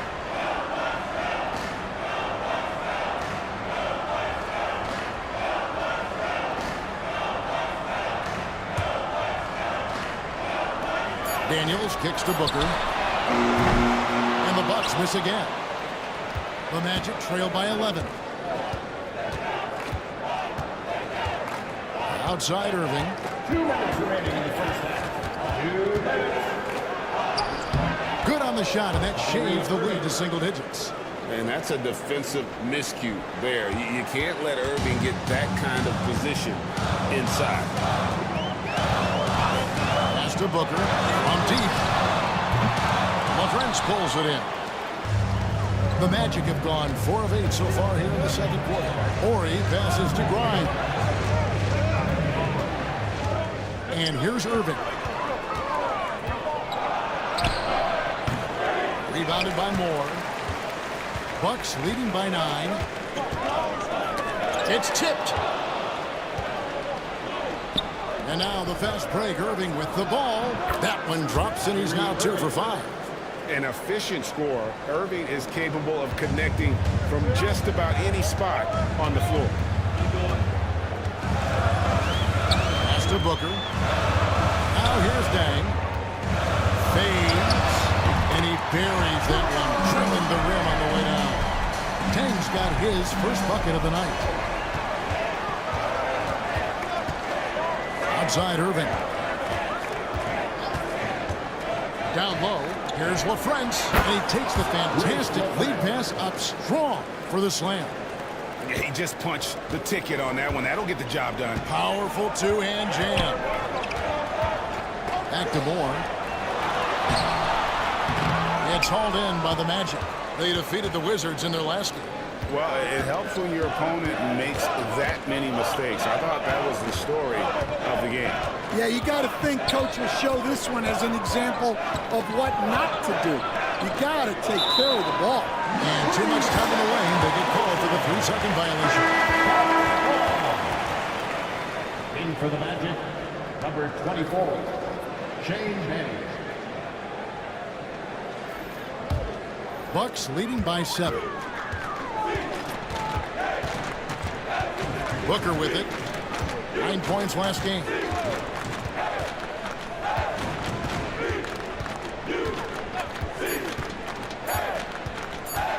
Lets it go with a 3. Oh, my goodness, with no time left on the clock. Without a moment to spare, he cuts this one out. What poise, what focus. That's an impressive shot. And so it's Milwaukee going into the break with a 10-point lead. And they've done a phenomenal job down low. So many of their points coming right at the rim. And now let's catch up with David Aldridge, who's standing by from the sideline. All right, Dave. Thanks very much.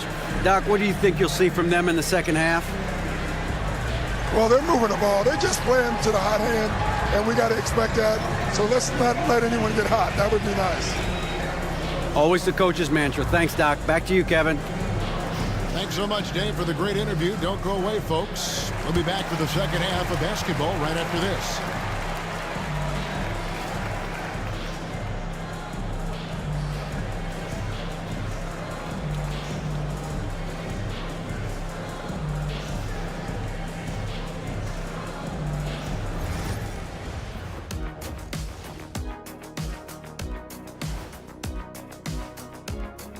Welcome to the halftime show.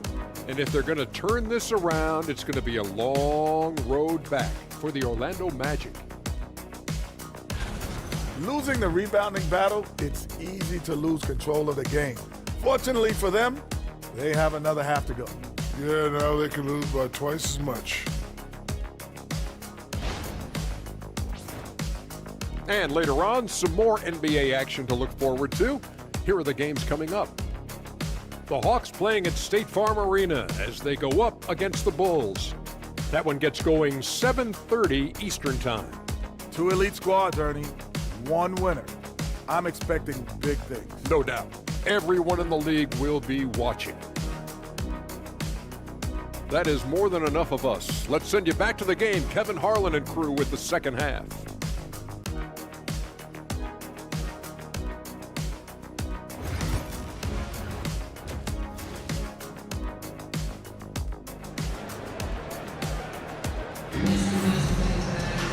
And for those of you just tuning in, thanks for being with us. The second half of this game still to play.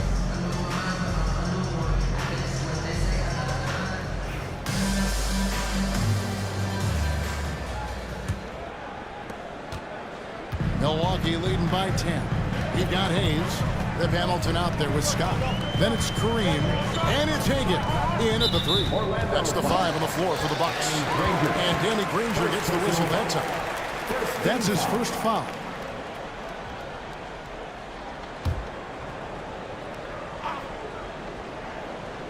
Here's Scott.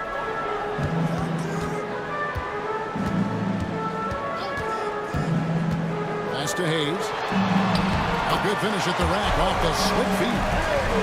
Hayes has got the first bucket of the third here for the Bucks.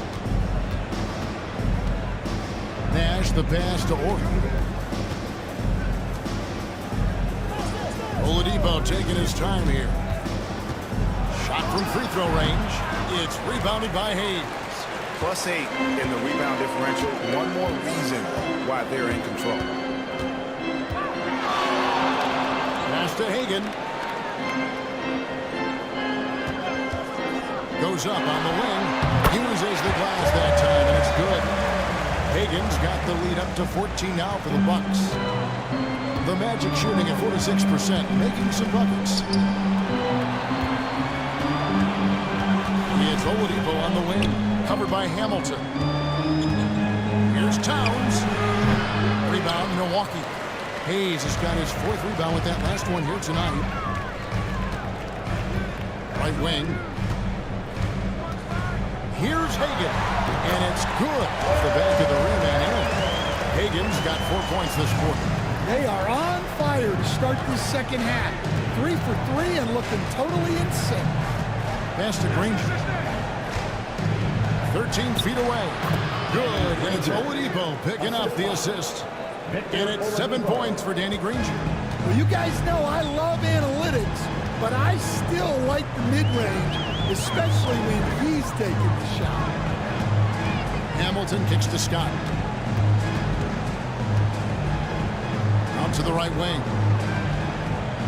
Down to 5 on the shot clock. Cuts it 5. Hagan can't hit. Yeah, but they're 3 of 4 to start the second half. 3-pointer, Granger. Scott pulls it in. That's 1 for their first 4 to start the second half. Not quite 2.5 minutes played here in the second half. Takes a 3. It's rebounded by Towns. Towns has got 6 rebounds here tonight. Granger inside the line. Again, the miss by Granger. And they've got a big lead, not just on the scoreboard, but really in the rebounding numbers as well. A 3-pointer is right on target. Scott's got 7. Well, it's a 3-point shooting lead. Guys like him are so important for spacing. And Jamal Mosley has called timeout. He wants to talk to his guys.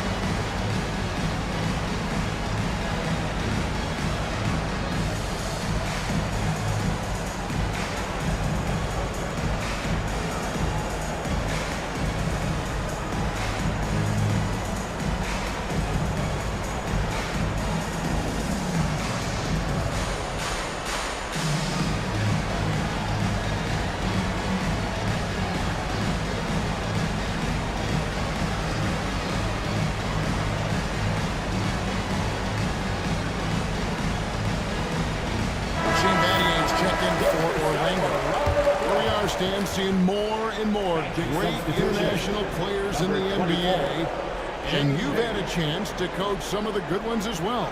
Well, yeah, look, Kevin, you're right about the league now. We see every year, it seems like, the MVP is an international player. I had Hedo Turkoglu as a big part of what we did in Orlando. Yes. Was a most improved player in the league one year and a key part of our team that made it to the finals. 6'10", highly skilled, very versatile guy. There are great players coming from everywhere in the world. Well, he's playing great tonight, but not quite well enough to carry the entire team. They need to find some other contributors. To the paint. The kick out to Scott. They set the pick. Goes back up. And the layup is up and in. Scott's got 5 points now this quarter. Well, credit the screen there, springing him loose for the finish. Granger outside. Back to Nash. Towns a screen on Scott. Towns in the corner. Takes the three. Rebounded by the Bucks. Abdul-Jabbar's got double-digit rebounds now in the game. And they've shown effort and aggression in the paint, really right from the tip. Their rebounding edge right now, massive. With the fadeaway. It's rebounded by Towns. Towns has got his 7th rebound of the game with that last one. Pass to Nash. Battier against Scott. Towns down low. Nails the baby hook. Towns has got 8.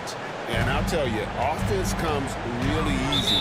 Timeout. And Doc Rivers has called a timeout. And coach has decided they need a moment to talk things over.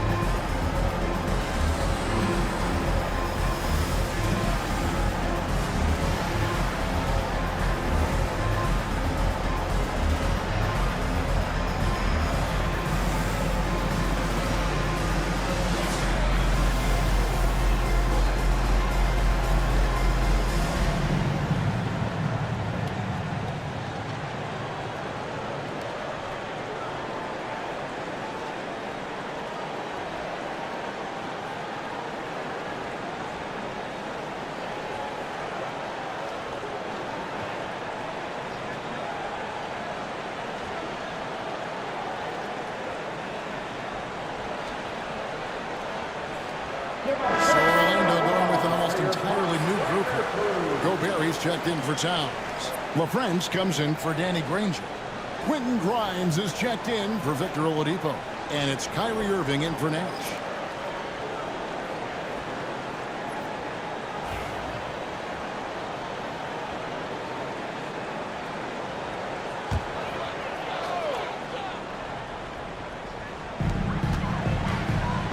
Daniels dishes to Dang. For 3, Booker. It's hauled in by the Magic. Just enough coverage to bother that three-point attempt. Pass to Irving.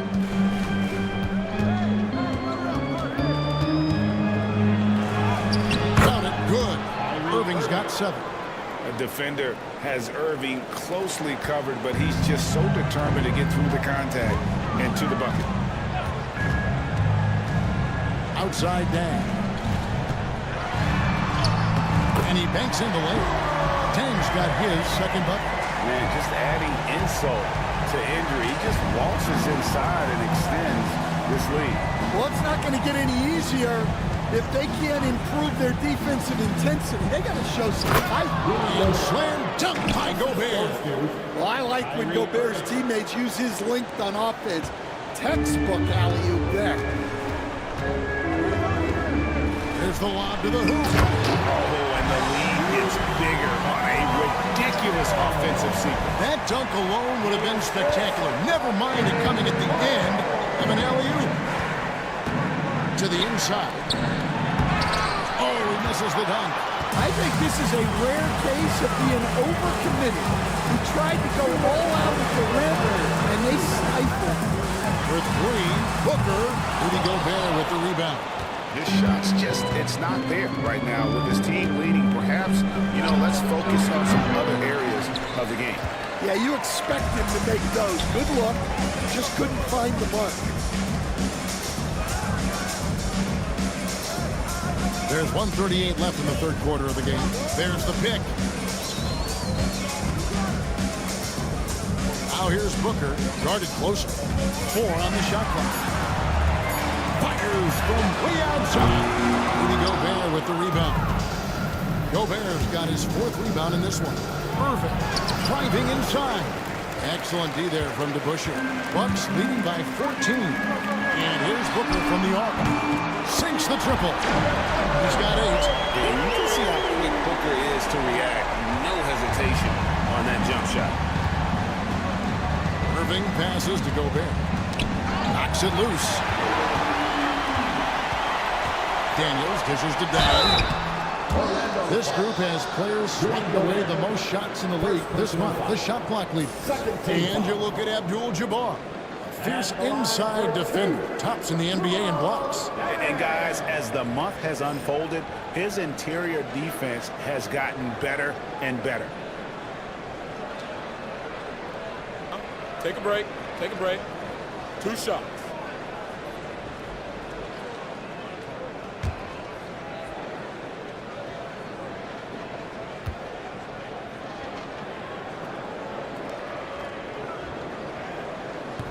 He's off on the first.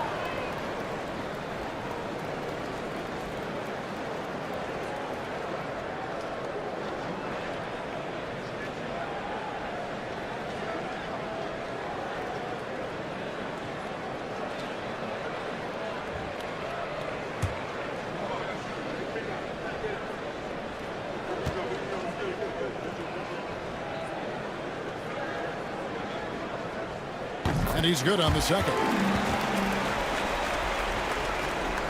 51 seconds left to play in the third.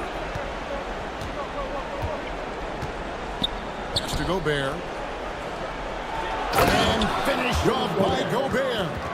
What a slam by Gobert. He's solid getting positioning inside and using it to his advantage. Moore passes to DeBusschere. Back to Moore. And stolen by Kyrie Irving.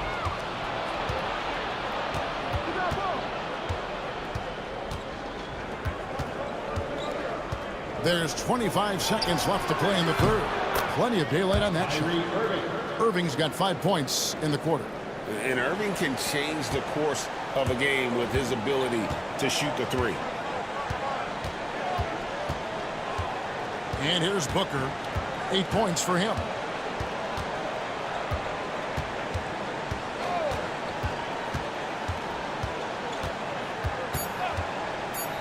Fires the 3. The shot missing. And so it's the Milwaukee Bucks. 13 points up at the end of the period. They've got their field goal percentage to thank for that. They've been hot from all over the floor tonight. And we'll be right back after this.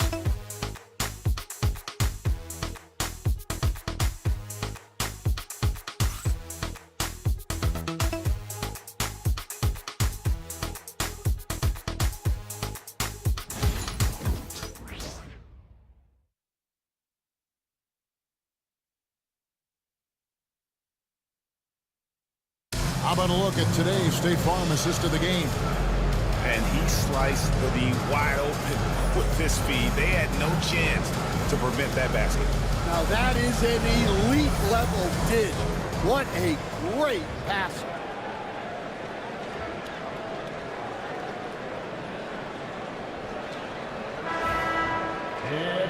And as we head into the fourth, we'll see if there's a comeback in the works or if it's more of the same from the first three quarters. Fourth quarter on the floor for the matchup. Danny Granger out there with LaFrance.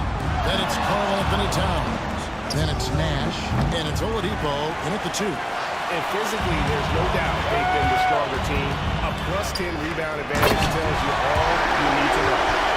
Chemistry at its best. An unreal alley-oop. You're right. The pass, the catch, the dunk. All of it perfect. Granger outside.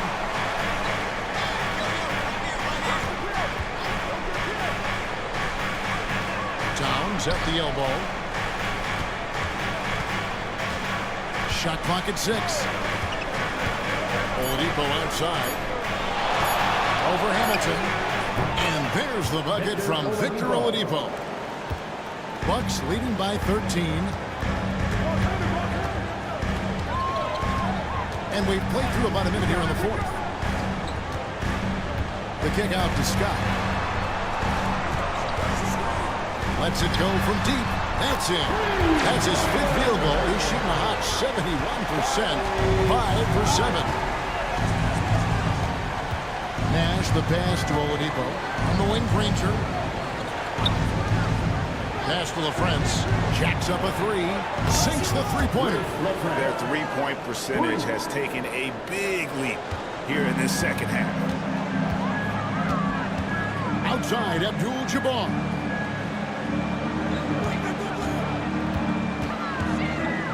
Towns, and another basket for Milwaukee. Just look at the grace, the agility, versatility that Jabbar brings to the center position. Can beat you in so many ways. Outside, Towns. High, arcing shot. And beyond the obvious physical skills, Green just has a great understanding for the game. Times his move perfectly to get that shot. And the replay demonstrating once again how aggressive that defense was. And guys, don't think twice about attempting that shot again. That was a big-time rejection. Or he's checked in for LaFrance.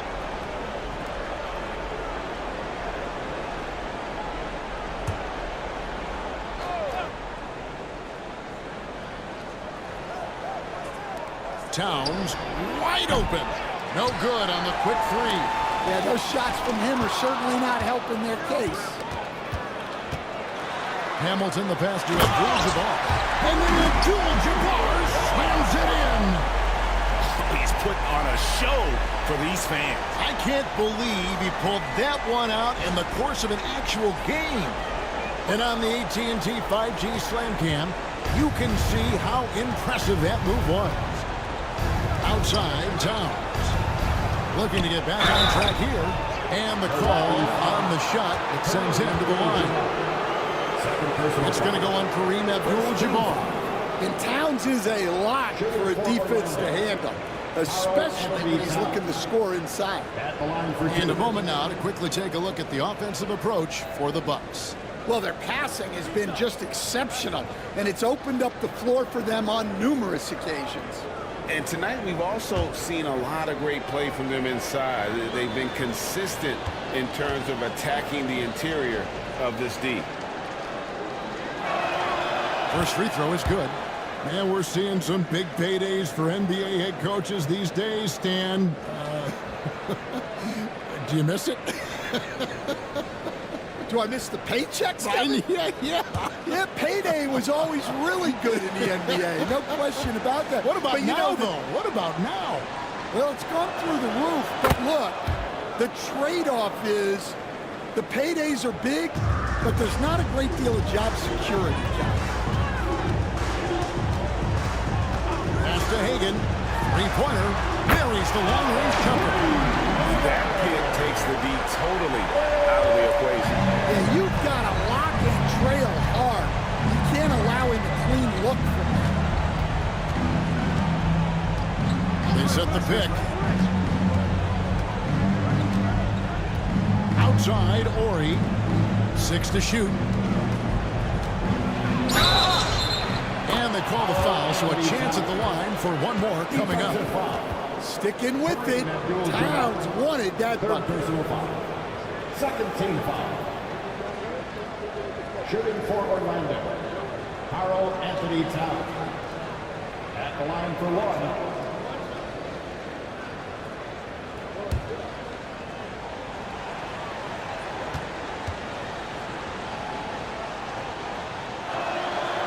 You know, the size, talent, and fearlessness of Towns is a lethal concoction, a prime-time player who poses many problems for the defense.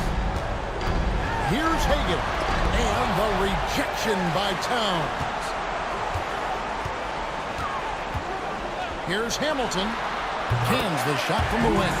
Well, he's shooting a high percentage, but not taking enough shots, in my opinion. He needs to be more aggressive on offense.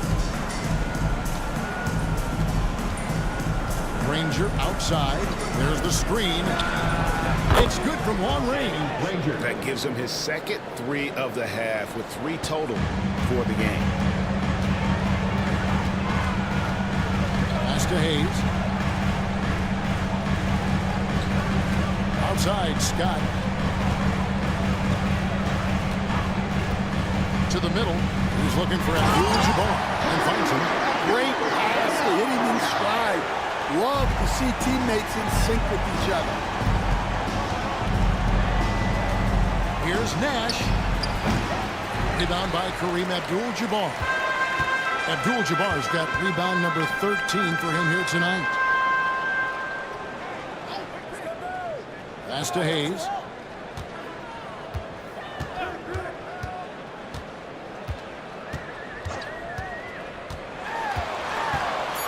Inside. Here's Abdul-Jabbar.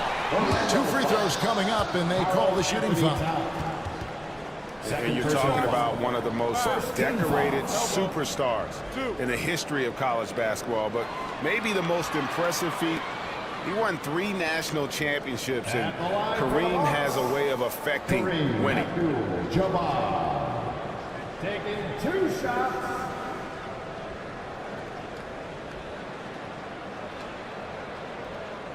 Shooting 2.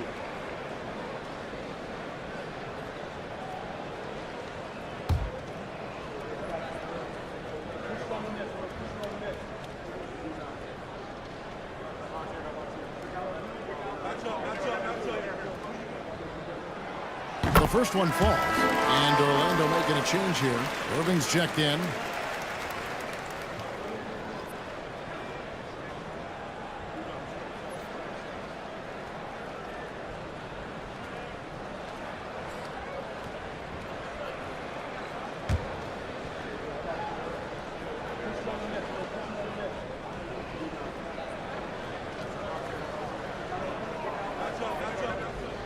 And both free throws good for Abdul-Jabbar.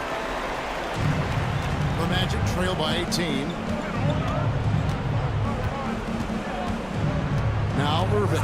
Towns a screen on Scott. Here's Irving. Nice D from Scott.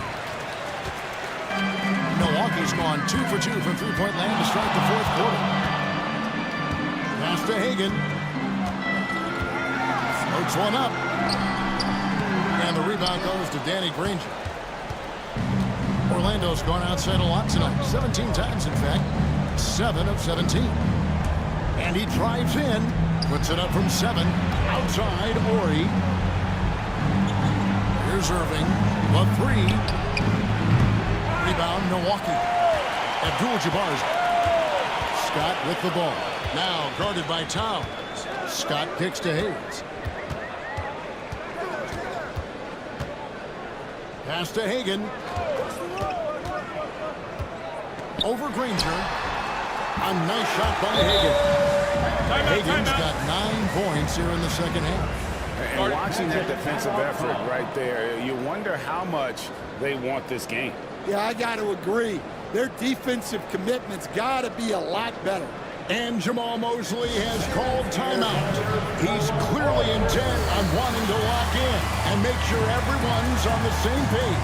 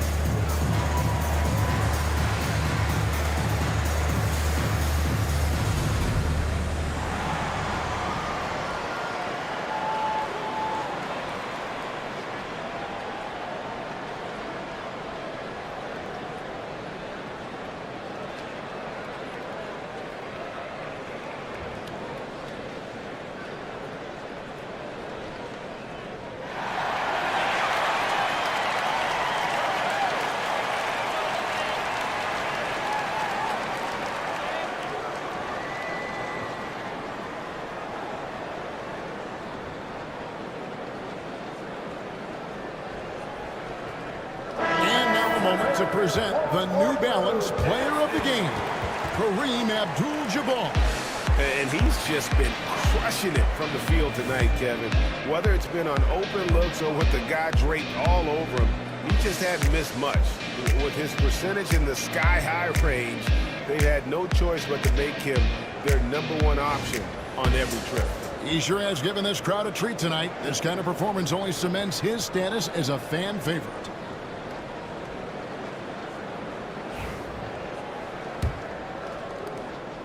And it's Irving with the ball for the Magic. Pass to Towns. Towns sets the pick for Oladipo. Into the lane. Oh, tried to dunk it home, but drew the foul, and it'll go to the line. It's going to go on Kareem Abdul-Jabbar. Well, you know, usually you want to foul a 7-footer, but not Towns. He's excellent at the line.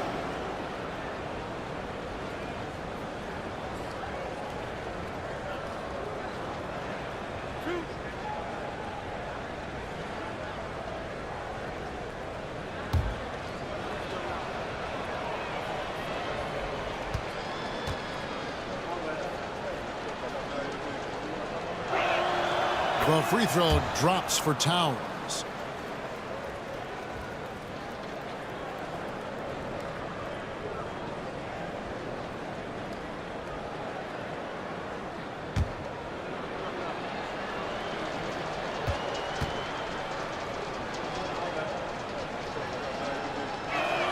And Towns drops them both.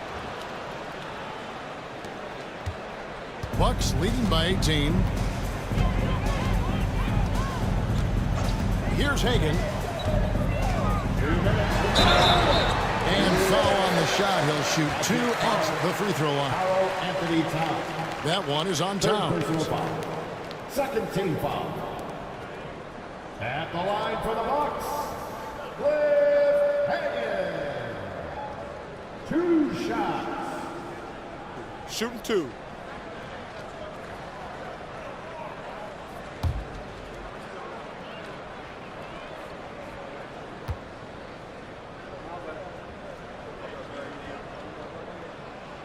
And he makes the first.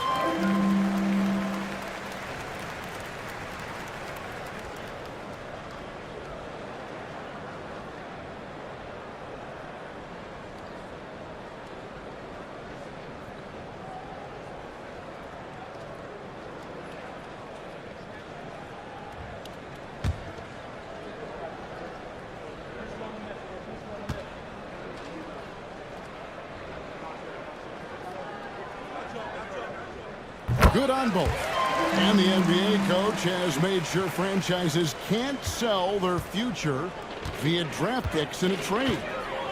What do you think of that?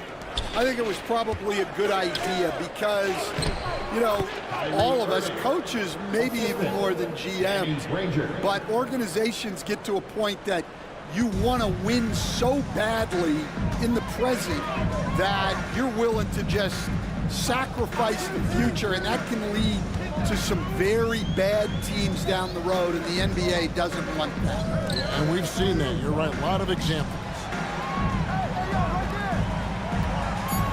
Abdul-Jabbar in the post, defended by Towns. And Abdul-Jabbar gets it to go. Yes, and with this one winding down, it's obvious to everyone who watched it. Just a total mismatch and a true show of strength for the Bucks. This was a team performing to its fullest capability. A hugely satisfying win. A game that not many will soon forget. And on the other side, one that I think most will try to forget. And so with this win, they'll move to 6 victories on the season. And we watched them all night long. No one could really stop them. Just another excellent game it was for Kareem Abdul-Jabbar. Well, that work he's shown on the glass has been spectacular. You love to see that as a coach. The Magic trail by 20. We've got 1:08 left here in the 4th quarter. Irving passes to LaFrance. And it's Irving missing. Milwaukee's gone 2 for 2 from three-point land to start the fourth quarter. Pass to Dang. Over Ori. Dang can't get it to go. Here's Orlando now. Battier, the pass to Irving. Here's LaFrance. Good ball movement here by the Magic. To the paint. And he throws it down hard with one hand. There's 25 seconds left in the fourth quarter. Booker outside. Here's Daniels. Kick out to Moore. Pass to Dang.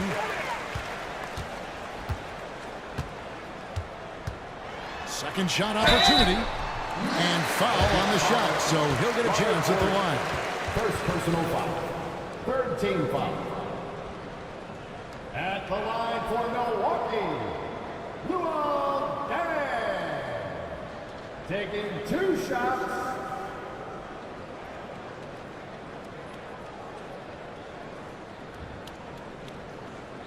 Shooting 2.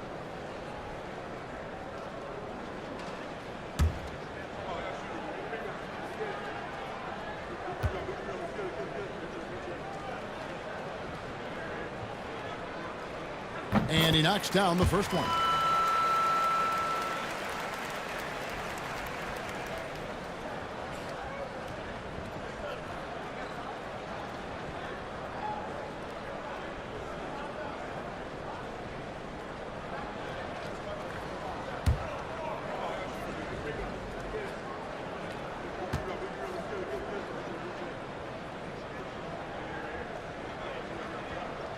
All free throws good for Luol Deng.